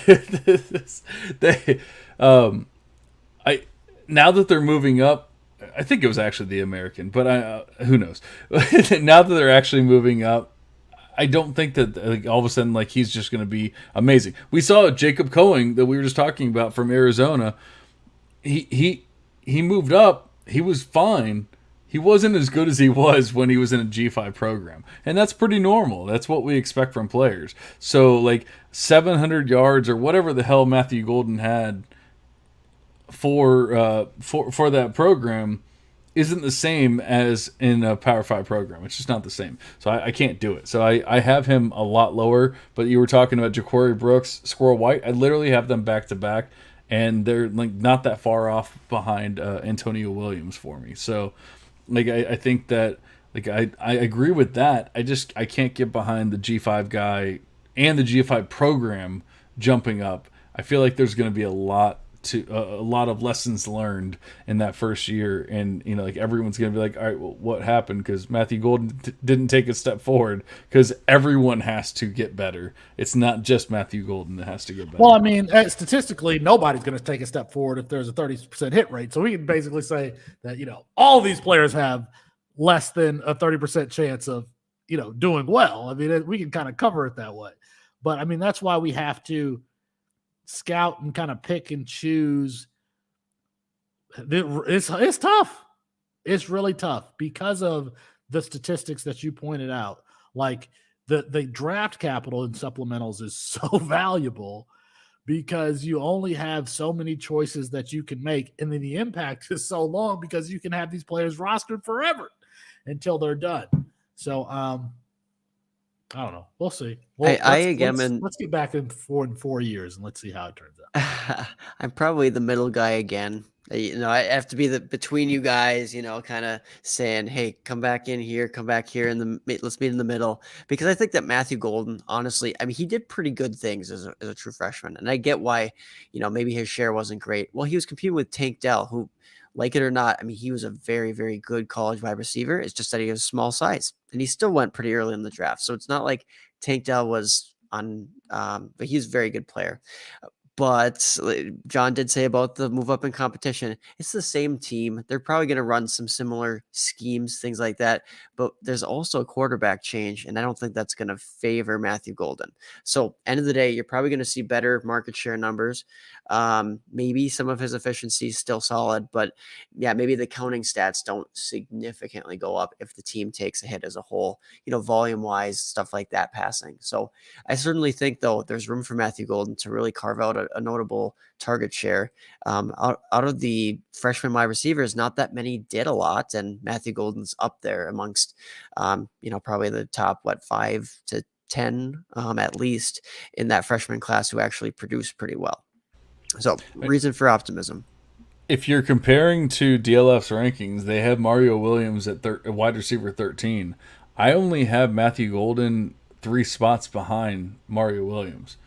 The difference is I have Mario Williams substantially lower than DLF does.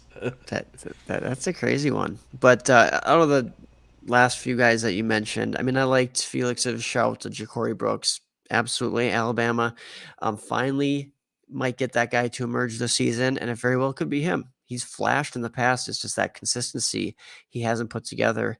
And John and I have been fans of him in the past for sure on the show. I'm not sure about you, Felix, but the guy is a talented player, and he's got the size that you want and whatnot. Yeah, he's been in the doghouse too, and I don't understand why, because he's been the best wide receiver for that team since he's been there. Like anytime they need production, and when the other guys aren't producing, they kind of rely on him.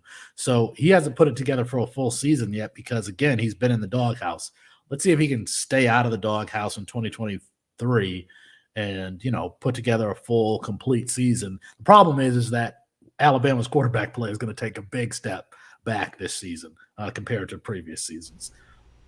Absolutely. It's going to be rough. Honestly, it's like the first time in a while that we can really be like, oh man, something like Alabama might be in like dire trouble, but it's not looking good. I just want to throw out my guy. Aaron knows it's my guy, Antoine Wells Jr. No one else is talking about this guy now. I was DMing Aaron earlier the day. I've been talking about Antoine Wells Jr. a couple times. I think I talked about him on your pod, Felix. When I was on with you for the Full Tilt Devy pod, we talked about Antoine Wells Jr. as like one of my sleepers, and all of a sudden now everyone's just talking about him. He's their guy. Like, no, I'm planting my damn flag. He's my guy. So Antoine Wells Jr. But then also, I can't leave a wide receiver pod without talking about Jordan Tyson. Aaron knows. Like, there's no damn way. I know people are worried about the possible ACL tear that we don't even have a confirmation on, just like we never have confirmation on any injury or major injury for wide receivers or players in general in college. Every single report that I've seen says that he will be ready for fall camp. So why are we freaking out about Jordan Tyson, a player that literally dominated for like 6 straight weeks for Colorado, one win. It was technically 3 straight weeks, but Aaron's holding up a 3. It was technically 3 straight weeks, but there was a progression, okay? He dominated for 3 straight weeks, but there was a progression for like 6 weeks. All of a sudden, he started moving towards being very viable for fantasy and for dynasty and all that kind of stuff. He tore his ACL, whatever he did, but now they're saying he's going to be ready. He moved to a team that's going to throw the ball quite a bit, we're assuming, and I don't understand why he's not being talked about at all. And yet I have him extremely high. I mean, he's not even in DLF's top. There's only 33 ranks that I'm seeing. He's not in those top 33 ranks. He's absolutely in my top 33.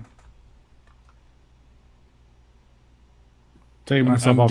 Yeah, I was actually just looking. I actually don't have Jordan Tyson ranked either. I think it's probably because I'm going to go in and rank him right now.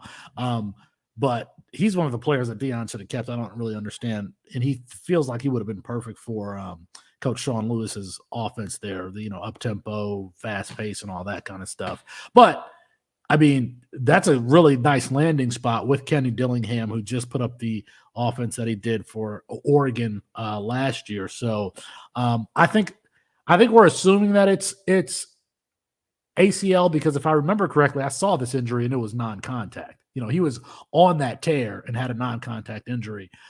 So I'm probably not going to have him in my top 40, but I do need to have him ranked. I agree with that.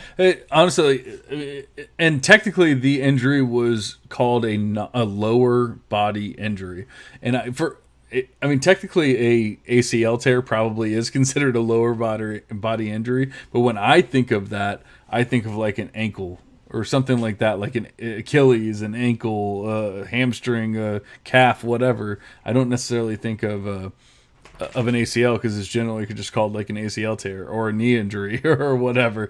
And so that's just why. They had the picture of him when he was in after it was post surgery.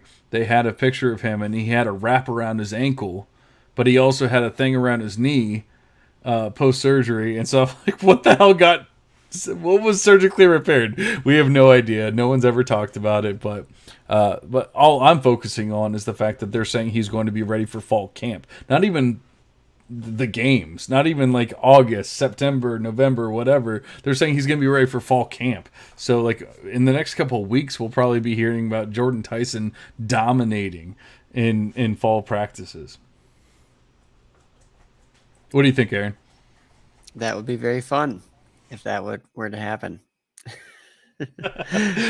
We've talked about Jordan Tyson enough. I had to bring it up with Felix to see how he felt about him. I know that we've talked about with Mike, Dirty Mike, how he feels, and he's higher on Jordan Tyson than most. He is not as high as I am, because the dude just dominated on a terrible team, like literally one win team. He dominated, and yet like people are like, nah, he's garbage. We didn't really give a shout out to Malik Benson. Not that we have to go into that, but Alabama wide receiver could be coming into that team. And if it's not going to be Ja'Cory Brooks, why not be the very, very explosive Malik Benson? Certainly deserves some love there as an upside play. But yeah, we can't, just like any sort of like incoming freshman, we can't bank on him actually being viable. And he's already older. So it's not like we're going to get him for like 3 years or something like that of production. If you're talking about campus to Canton leagues. But, we're focusing on Devy, so he certainly has upside to break out and then even declare this upcoming year. And so I think that, yeah, we could consider Malik Benson there. And then we've already talked about like Brandon Innes and those Ohio State guys earlier. Noah Rogers not even ranked on this list, but shows how late you can potentially get a guy who is skilled for sure at Ohio State. Absolutely. The only other name I'll throw out is, Felix threw out Ladd McConkey. I'll throw out Dominic Lovett transferring over to the same school. I think that he should at least be named here.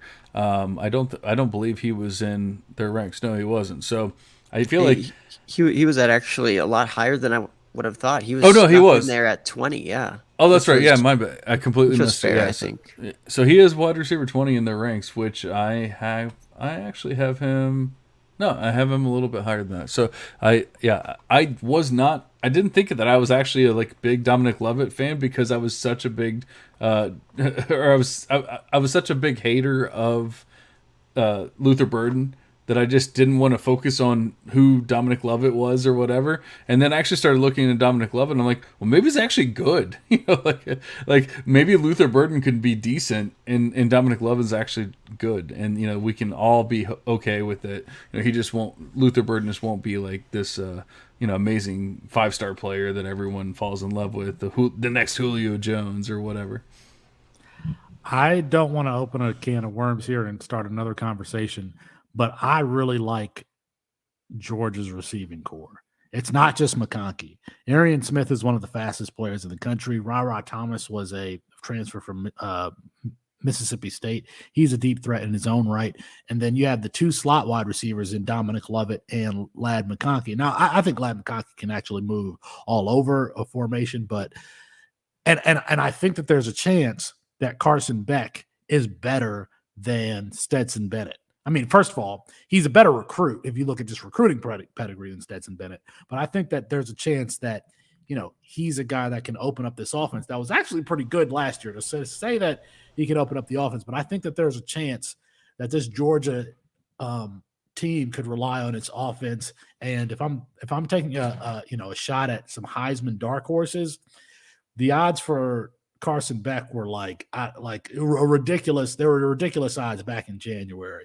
Now those odds have obviously gotten worse now that he's been named the starter. But I love Ladd McConkey. I love Carson Beck. I love both of those guys. I definitely agree, and I completely agree with the Carson Beck call, because after just looking into his numbers, his recruit pedigree, and all that kind of stuff, like, he's a much better recruit at the very least than Bennett. But we've been talking for 2 hours and 15 minutes here, so why don't we go ahead and take a break and get out of here. Felix, we really do appreciate you jumping on. We've been trying to get you on for a little bit here, and it's been a lot of fun. It's always fun talking to you. Now that we've done it on here, I've done it on your pod. Now we got to have you on the Full Tilt Devy pod. We'll get the whole trifecta going and really make this thing work. But what are you working on, whether it's you personally or C2C in general, campus2canton.com in general? Where can people find you? All that kind of good stuff. And then we'll get you out of here. Well, I'm kind of working on just steering the ship in the right direction. So we're getting ready for the season, but we will have, a rather sizable announcement here in less than 2 weeks or less. John, for someone like you who likes information, who likes data, who likes stats, very soon Campus to Canton will be like the place for all of that information, from depth charts to returning production to all of that information. It'll be available at Campus to Canton. So, I like to think that this might be the point where there was a point where Amazon went from just selling books to selling, more stuff on the website. And I think that Campus to Canton is getting ready to take a slight turn where we're not just catering to a fantasy audience, we're catering to a more general college football audience, but with the numbers and information. So that will be at some point here this is July. This is July, right? Yeah, we're done. We've been working on that for the last couple of months, including paying for the web development or whatever. So we are getting ready, preparing for that announcement. And then, once the season comes, we do the tailgate in the morning, College Fantasy Tonight in the afternoon. We work with Better Sports. I mean, the season we just do a lot. So, just tune in to the Campus to Canton YouTube page, the website, the podcast feed.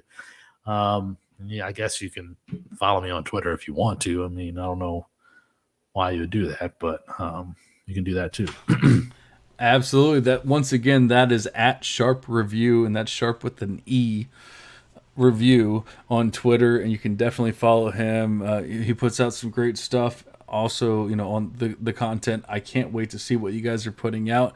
And we're not just saying that. Aaron and I are both subscribers to campus2canton.com, so we literally are not just a member, but also the president. No, I'm just kidding. So I appreciate you coming on, Felix. Aaron, you didn't get to talk nearly enough during this podcast, so why don't you get us out of here, buddy? I got my 2 cents in, and no, we just appreciate you coming on, Felix. This was a lot of fun, and I don't know if we'll actually break this into 2 podcasts since we had so much time into this. Not a bad idea, I guess, but we covered a lot today, so hopefully this was beneficial for you listeners. And yeah, I'm really looking forward to getting out more content.